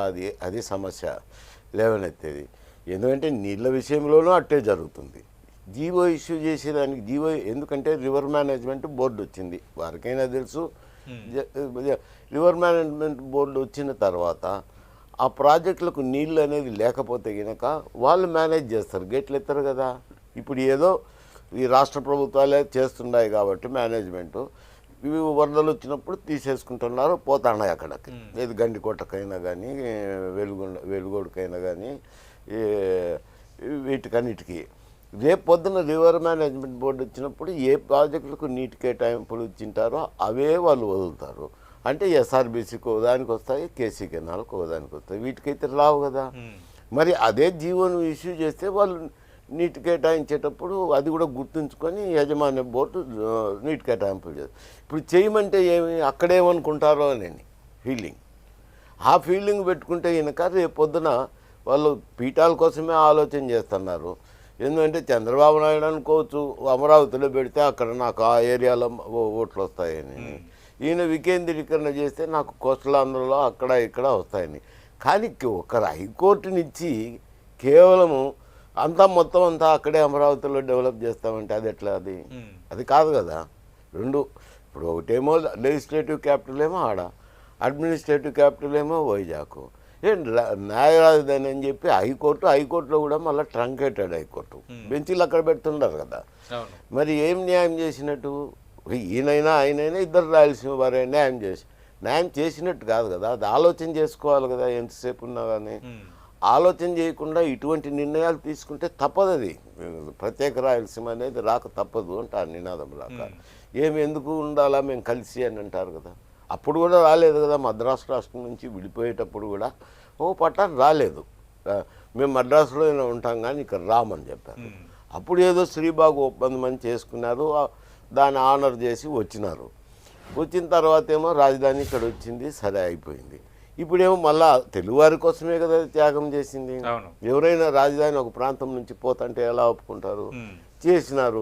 చేసినాక డివిజన్ అయినప్పుడు అది చంద్రబాబు నాయుడు అయినా ఆ దినమే రాజధాని పెట్టేటప్పుడే ఆలోచన చేసి ఉండాల్సింది. మళ్ళైనా డివిజన్ చేస్తానేటప్పుడు ఏం చేయాలనేది జగన్మోహన్ రెడ్డి గారు ఆలోచన చేయనప్పుడు ఏమవుతుంది? ఎందుకు కలిసి ఉండడం, విడిపోతాము అంటారు. చిన్న రాష్ట్రాలు అయిన దానివల్ల నష్టం ఏమిటి అంటారు. మరి అది ఆదాయ వనరులు అవన్నీ చూసుకున్నప్పుడు ఆదాయ వనరులు అనేవి జనాభా ప్రాతిపదిక మీద వస్తాయి. వాళ్ళ అభివృద్ధి కూడా ఆ మీదనే ఆధారపడి ఉంటుంది. వైబుల్ స్టేట్ కాదంటే one of the best viable state అవుతుంది అది కూడా. కానీ మరి చెయ్యాలి కదా, చేయకపోతే ఏమవుతుంది? వస్తాయి మళ్ళీ. రైట్. ఇందాక ఐవేర కృష్ణారావు గారు అన్నట్టుగా అవి రాకుండా ఉండాలని కోరుకుందాం. ఖచ్చితంగా ఒక గుడ్ కాన్సైన్స్తో ఇందాక అన్నట్టుగా గివ్ అండ్ టేక్ అండ్ పాలసీలో ఈ సమస్యకు పరిష్కారం దిశగా అందరూ అడుగులు వేయాల్సిన అవసరం ఉంది. రాజకీయాలకు అతీతంగా ఈ అంశాన్ని చూడాల్సిన అవసరం ఉందని నిపుణులు చెప్తున్న సలహాగా కనిపిస్తోంది. ఇది ఓవరాల్గా ఆంధ్రప్రదేశ్ రాజధాని వివాదం, మిగతా సమస్యల పరిష్కారం ఎప్పుడు అనే అంశంకు సంబంధించి 10 టీవీ రచ్చబండ కార్యక్రమం. థ్యాంక్ యూ మైసూరారెడ్డి గారు, థ్యాంక్ యూ ఐవీఆర్ కృష్ణారావు గారు.